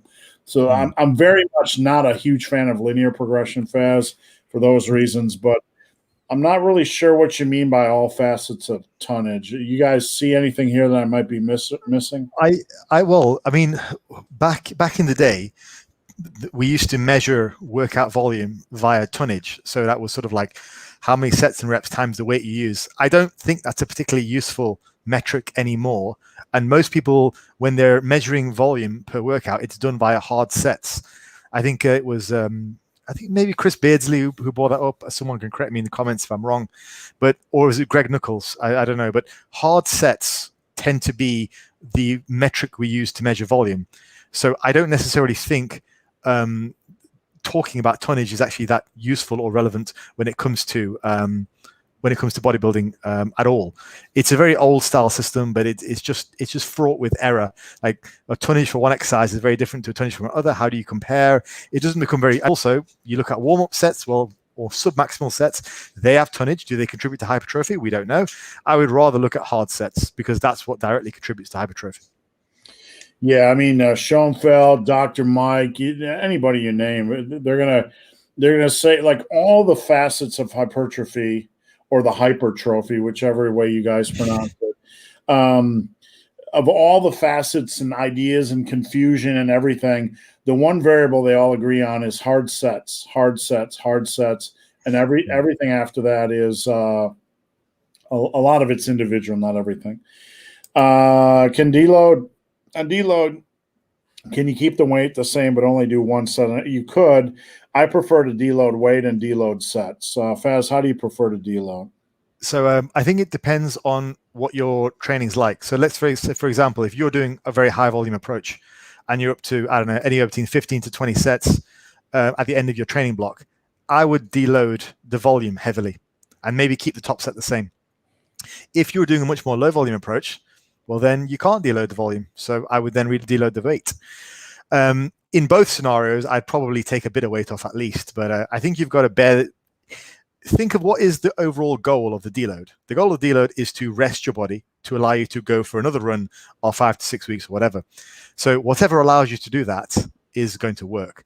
And oftentimes, Stein, you can just take the week off. Sometimes that helps as well. Yeah. So what's the goal of the deload? The goal of a deload is to rest, relax, and recharge for another run. Whatever allows you to do that.